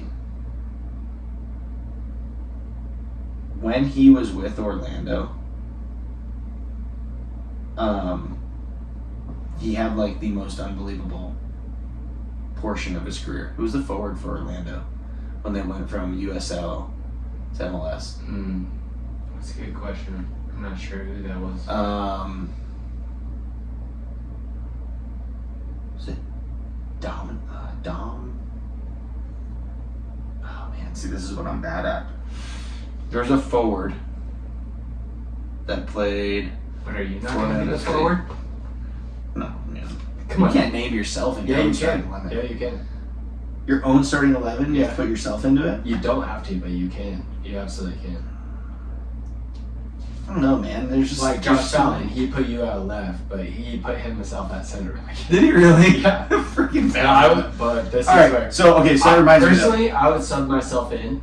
Like I would have this team, and I would sub in where they Yeah. need me. But I probably wouldn't put myself in there. this but- is your team of like Ricardo put himself in the like on his team. Jeremy. good for him. Yeah, But that's cute. No, I don't know. everybody has their thing. It's Yeah, your I'll starting give all 11. of them a hard So time. anyway, You send So- Fallon and Ricardo. You you're send not them in your all own. my way. On your own team. There, you send them all my way. I'll give them a hard time about it. All right. So I played with a Or kid you're gonna sub in up top. St. like, Louis. when they haven't scored yet. So I played with a kid in St. Louis, and the reason I'm remembering this is, we hated our coach. Absolutely hated this guy. Couldn't stand him. He thought this kid Jack Trainer Hopefully he's not listening. was right-footed. Oh, dude, this Okay, he's not allowed on the podcast. he's not allowed on the podcast. He's not allowed, dude. He's completely off limits. Red card, full life ban. Freaking ridiculous. There's so much context to that, though. Like, you'll have Stiss on sometime. Stiss will Yeah, tell you well, about our I coach in will. St. Louis. The guy's a freaking lunatic, dude. And it was Nicholas Anelka's brother. This guy, Claude Anelka. Okay, so we had this. We had a teammate, Jack Trainer, scrappy guy. Jack would probably tell you like, there's no way I should be in your starting 11. But here's why. Here's why he's in there. Quick, scrappy, solid left back. The kid. So our coach played him on the right because he didn't know he was left-footed. And then he finally they just, I think him and Mark switched one day, and Jack had a left foot where, like, to Josh's point about hitting that ball, I just told Jack, I was like, dude, I'll make the run behind that left back is going to suck in. Our forwards are going to pull him in, and that space is going to be open. Jack could put a ball on a freaking dime. Like, it was one of my favorite things to do. I would run all day long, and he would just play that ball into that corner, and he could do it every single time. So he's going there. I will put Mark Bloom right back. So Mark he's two of my children's godfather. He's one of my best friends. He's also absolute class act and a freaking heck of a player. Worked his way up. He played like small college. We met when we were playing in St. Louis. I think it was the first time, and then we played in Charlotte together. He went from Charlotte, I think, I'm going to forget it. I think he went to Atlanta when they were the Silverback still, and then he went to Toronto and played in Toronto for a number of years, and then went back to Atlanta. Played for Atlanta United. Dude's an incredible player. Fast. He freaking strides out like a gazelle. I mean, if you get around him, anything more than 20 yards, he's catching you. He can just stride out. I always give him the hardest time because he would score the most unreal, like, worldy goals against our own team. And it was, I mean, in his own right, he'd absolutely, he'd bomb forward and assist and everything like that. But just because of our relationship, I'd give him the hardest time. But I remember, like, there were games where, like, he'd go to clear a ball and he's, like, off balance, falling backwards, and it's, like, this incredible block. He's trying to get this ball out, and it's, like, the last-ditch effort. And he gets it off his foot, off the forward's foot. The kid's going to score, but he accidentally bombs it into the top corner, and you're like, what? Like, hits off the crossbar and the post and goes in. You're like, dude, you couldn't, like, you couldn't do it again in 1,000 years.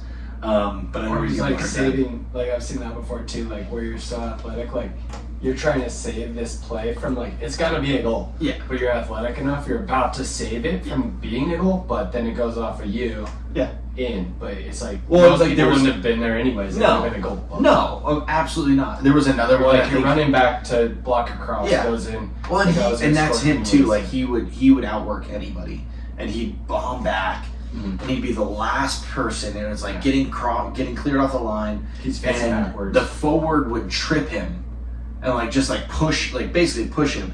He falls to the ground, and then the cross comes in and it hits off his back and goes in. He's like, what? Like the most unlucky, but I give him the hardest time about it. So I'm not athletic enough to do that. So Mark, I'm gonna put Mark out there. cheers. At right back, nice. Oh yeah, great right back. Trying to think. The back line's looking good. The back line's solid. Oh, this is a tough one. Because Dalby was it's between Jeff and Dalby. Lorenowitz I only played with him for a minute. Dalby I played with for a season. See, they were both at the Rapids when I was there. Were they? Yeah. So then, Dalby also. Well, he ended up going on loan to maybe the place that you were at in Charlotte. It was in North Carolina, but it was like the Eagles. Yeah. Or I can't remember, but that's where when I was looking for a spot. I think he was on loan the first year, and then he signed with them the second. Yeah, he did, and he called and said, "Hey, this could be good for you," or whatever, and was lining it up. But I ended up not going. But Sure. Dalby also in the locker room, he was really good. I mean, he was a great trainer, and I think he was All-American. He was at UCLA. Oh, dude. And he's a fantastic coach now Yeah, too. no, he's a fantastic coach. But he was, so professional. Super everything. professional. Yeah, and I would also the game changed, right? Right around this time, the center mids were all 6'3", 6'2", 6'3", like Dalby, run around, win everything, advance it, get into the box, free kicks, get into the box. And then it started going to with the three midfielders, and then that's where Dalby wasn't really that guy. But I really wasn't that guy either. Do you remember a kid named Luis Gill? Yeah. Luis was on loan from Real Salt Lake when I was in St. Louis. He was really good. Him and Chris Schuler. So he went to New Mexico? Gil? I don't know. I thought I think he is still playing though. Yeah, or maybe now he plays in New Mexico. Maybe for New Mexico United. But him and Chris Schuler came to St. Louis, and both of them. And at the time, Luis was 16 years old, maybe younger. He might have been 15 years old. And the kid was filthy. Same with some honorable mentions here, but Steve Ralston, absolutely gross player. So clean. Yeah. So freaking clean. Oh my gosh. He played one of the worst pranks on me too in preseason in St. Louis, because he came into St. Louis as a player coach, and I remember we had a team meeting, and we were kind of going through, and he stands up and as the assistant coach, and he's like, all right, I'm gonna here's the captains for the year, and he kind of he's talking a little bit, and he's like, all right, Chris, I'm a rookie. I have nothing. I have no business even being looked at in this conversation. And he just looks at me and he's like, all right, Chris, stand up. You're captain. And I was like, I'm deer in the headlights. What? And he held it just long enough to where I was started to move, and he's like, sit down, dude. I'm joking. It was so funny. But yeah. He's a prankster and awesome guy. I remember playing poker at his house when we were in St. Louis. He's a great dude. But I would probably put, man, that's so hard. There's so many that I played against.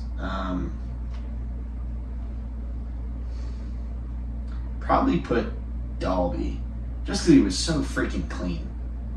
He knew his limitations. So that's Dalby's first starting 11, but I'll hit him up. I still have his number, so. Yeah. I always like Dalby also, for me. Again, just because part of this is the guys I really liked, and to your point, Dalby's a stand-up dude. He's a really good guy. When he called me from North Carolina, he didn't have to do that. No, but that's just who he is. I know. And then I was if he's calling me, I'll give this a look. But. All right. There's a guy I played with in Charlotte, Jorge Herrera. I'm pretty sure this guy's like 57 years old at this point in time. I mean, Or 27 he was, or what? dude, he was the older one when we were there, Uh-huh. and he tore everybody apart. And I'm fairly positive he's still playing, and he still tears people apart. But Jorge, I want to say he's Colombian, long blonde hair. The kid he was just. Where did you play with him? Charlotte. At Charlotte? Yeah. He was gross, man. He would score the most ridiculous goals, free kicks. Gunn got him in or what? No, this was Charlotte. Oh, Eagle. after, This was, like, this afterwards. was pro ball. Okay. Yeah. I want to say he plays for the Independents now. But I swear to you, when I was in Charlotte, and this was 13 years ago, pretty sure he was like in his mid-30s. I'm fairly positive. Like, dude, this guy he's eternal. Like, I don't know how he does it. But he's filthy. He scored ridiculous goals for us. I mean, he's the one that, like, the ball would get played over his shoulder, and he's kind of like 25 yards out on the right-hand side. Ball gets played over his shoulder on the bounce, and he'd look up and just half volley one to the far corner and dip it over the goalie's head. Like, and that's a standard. Like, he'd do it, and then you'd be like, yeah, that makes sense. It wasn't unexpected at all. He was pretty filthy. All right, what do we have left? Those are good. We have some outside midfielders. Oh man, help me out with this. Craig Thompson. I was just thinking Craig Thompson. Well, He was I've filthy. been trying to get him on the podcast, but maybe he's an honorable mention or like a sub. But He was filthy. I was just texting him the other day, so I'll bug him again. But yeah, he was. Well, he played multiple positions, but yeah, he was kind of like that winger guy. Well, for me, Colin Clark always like on the wing. Yeah. But you as well, like on the wing out there. Especially if you're wearing the Total 90 kangaroo leather. That's the Sal version. Like, I'll take for sure out there. Wingers. Well, see, I don't know. Well, Wells Thompson or somebody maybe. But that's more your area of like they deliver to you, Jimmy. Yeah. I'm more in here hustling, trying to get it up to you guys. Think of like. Stisser, like for around here, Stisser, Colin Clark. Okay, Kenny Mansali. Kenny Mansali was like a forward winger in New England. I won't even guess where he was from because I'm gonna get it wrong probably. Yeah, and we then don't insult have to be somebody. racist over here. Yeah, I won't even go there. On the pod. Fast as all get out. Filthy feet. Could beat people down the line, whip nasty crosses in. So I'd probably, I only played with him for a couple months, but he was one of those guys where like when I went to New England, and they were like I was a forward in college, and when I got to New England, they moved me to outside midfield. Played outside mid for most of my pro career, but like he was one of those guys where when they moved me to outside mid, I was looking at him going, why would you move me? I was like, you have him. I'm not beating him. But it's like the same thing with like Pablo, right? Like you're looking at it going, this guy's a freaking like MLS All-Star. He's a 3-4 year vet at this point in time. Like he's fast as lightning. He can beat anybody. If he told me filthy. to run fucking 5 laps around the field, I would run 5 laps around the field while I'm playing with Pablo. Like Yes. if he said that, Jeremy, Yes. I would just do what he says. 100%. I'm supposed to beat him. Yeah. And then I'm trying to think of some killer lefties that I've played with. Roger. Oh, dude, done. Raj. Yeah. Raj. And it's funny because like Raj and I would keep in touch during college. So he went to JUCO for his first 2 years. Yeah. And then he went to Yavapai with Ohio Johnson. State. Yeah. With CJ, right? Yeah. Yeah. And then he went to Ohio State. And so we kept in touch during our college career. And I feel like he's one of those guys, like he just got better Mm-hmm. and better and better. Every time we saw him, it was just another freaking level. Yeah. How do you do that? I don't know, dude. I don't know. He got bigger, stronger, like softer touch. But I remember Roger because he didn't come to Colorado until like same time as you. Yeah, like, when he was like 12. Yeah, but he wasn't necessarily like this big name player in Colorado until he was like 16, 17 years old, and then at that point it was like, holy crap, this kid's good. Yeah. But like, he just became this unbelievable player. So yeah, dude, that'd probably be Clint, Omar, Bobby, Jack Trainer, which the fact that he gets that shout, I probably have to rethink my left back. Bloom, Dalby, Showery, Sonny, Roger, Kenny, and Jorge. What about the managers? No, Gunner, hands down. Gunner. Do I need an assistant? No, it's up to you. But are there any? I'm gonna name Coach Zealand as my assistant coach. Nice, yeah, Clay. Just So 'cause- Clayton, that's the first time he's been he's made. He has to be mentioned. 11. Coach. He's everyone's coach. Well, he's been mentioned, but not the not on the starting 11. He's everyone's coach. He hasn't made a starting 11 yet, but that's where like we're getting there. Yeah. We're starting with the locals. Yeah. And we're getting there. So yeah, Gunner for sure. Clayton. And then what kind of are there any honorable mentions like locker room guys or whatever, or like I mean, a ton of. I mean, like, yeah, I can go through those everything. Like, I never got to play. Like, you and I got to play ODP together, but we didn't get to play anything else. Mhm. We were like sworn enemies other than ODP. Yeah. Banger and I never got to play anything other than PDL. Mhm. Like, we Or like finally, Foxes, yeah, or whatever. Foxes. Like when we finally got to play. Thompson's got to be an honorable mention, just because he was gross. Fallon, absolute honorable mention. Like guys like Bo Miller and Garrett and CJ, of course. Like, I just remember like that whole. You remember a kid named Andy Pollard? Yeah. So Left he went footed out. kid. Did he go Went out to Fort Lewis. Andy Pollard.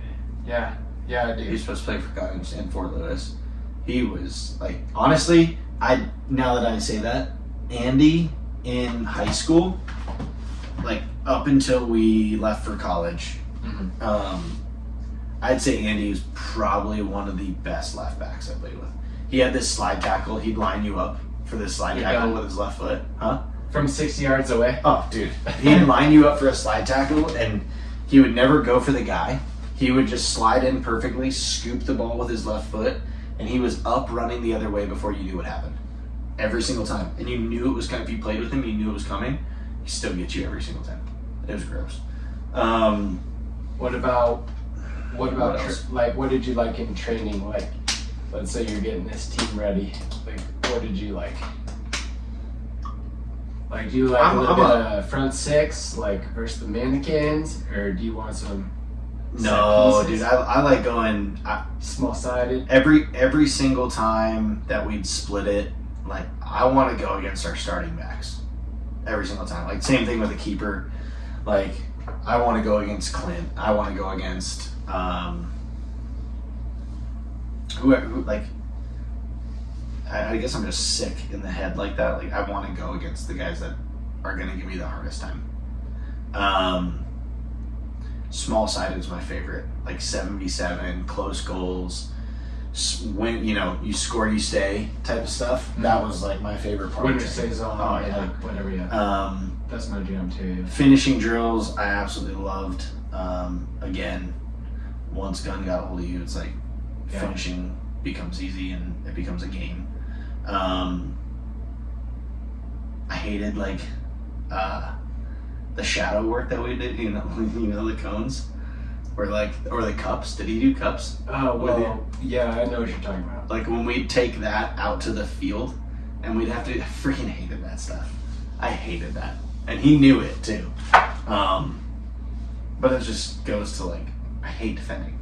I absolutely hate defending, which is hilarious because But now for men's league, like I have a bunch of videos of the front six like pressing. yes, You know what I mean? yeah, And front stuff six pressing, like moving, just dictating And the then, game. but that's one of the things I try to explain to some of my attackers, like, because I do that too. Or, Uh-huh. like, not the cups.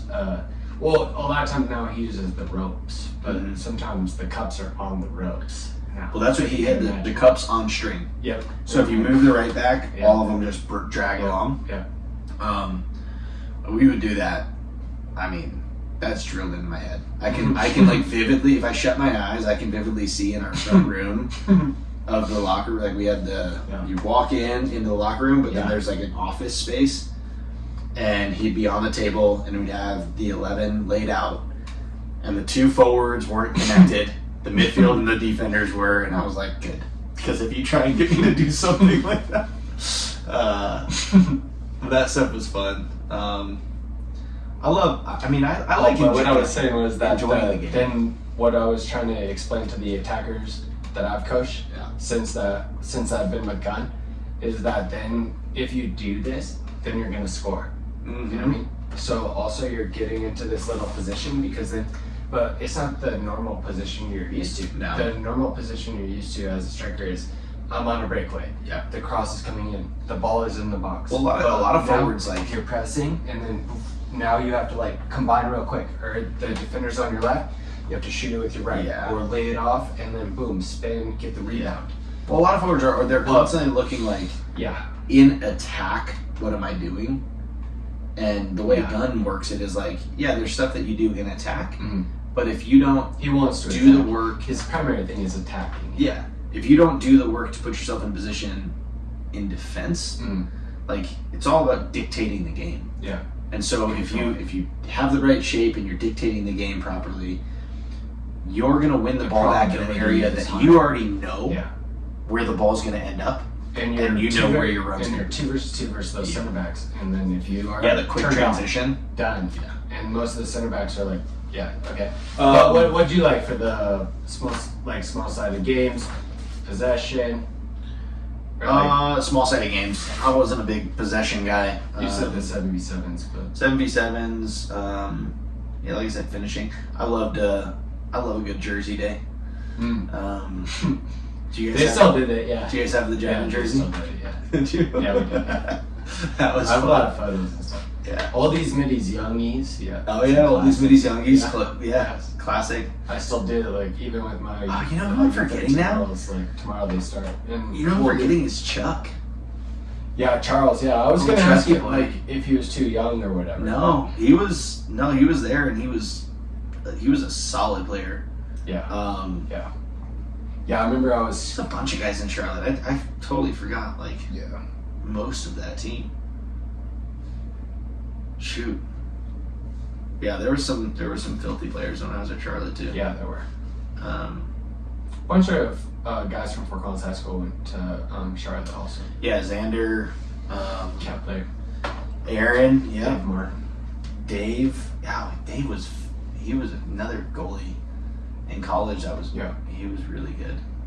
Yeah, and that also is the like Banger and I talk about that too. But Gavin Dawson, he was at Denver, and he was a nice guy and everything, but he was just like struggling a little bit. But he was from North Carolina, and that's one of the things that like Gunn takes a lot of pride in. Is like even for me, like he took me at Stanford to coach because he thought that I was kind of like a Bobby like reject or something, or like the extra trash or whatever. Do you know what I mean? Yeah, Then he'll take the other people's trash and turn it into gold or treasure. whatever. Yeah, absolutely. And when we were watching, we were watching the final, and then Gavin Dawson was like saving the penalties and stuff. Yeah.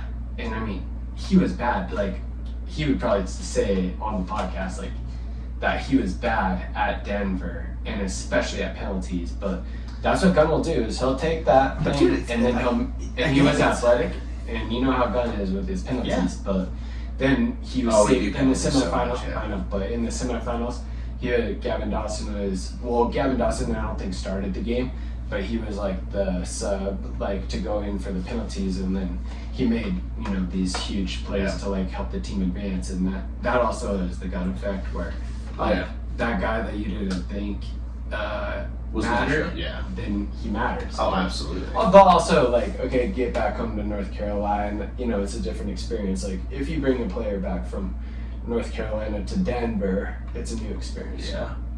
Yeah. But that's this has to be on there. An honorable mention. Honorable mention. Yes, this was I always. do agree. Dude, he was. Yeah.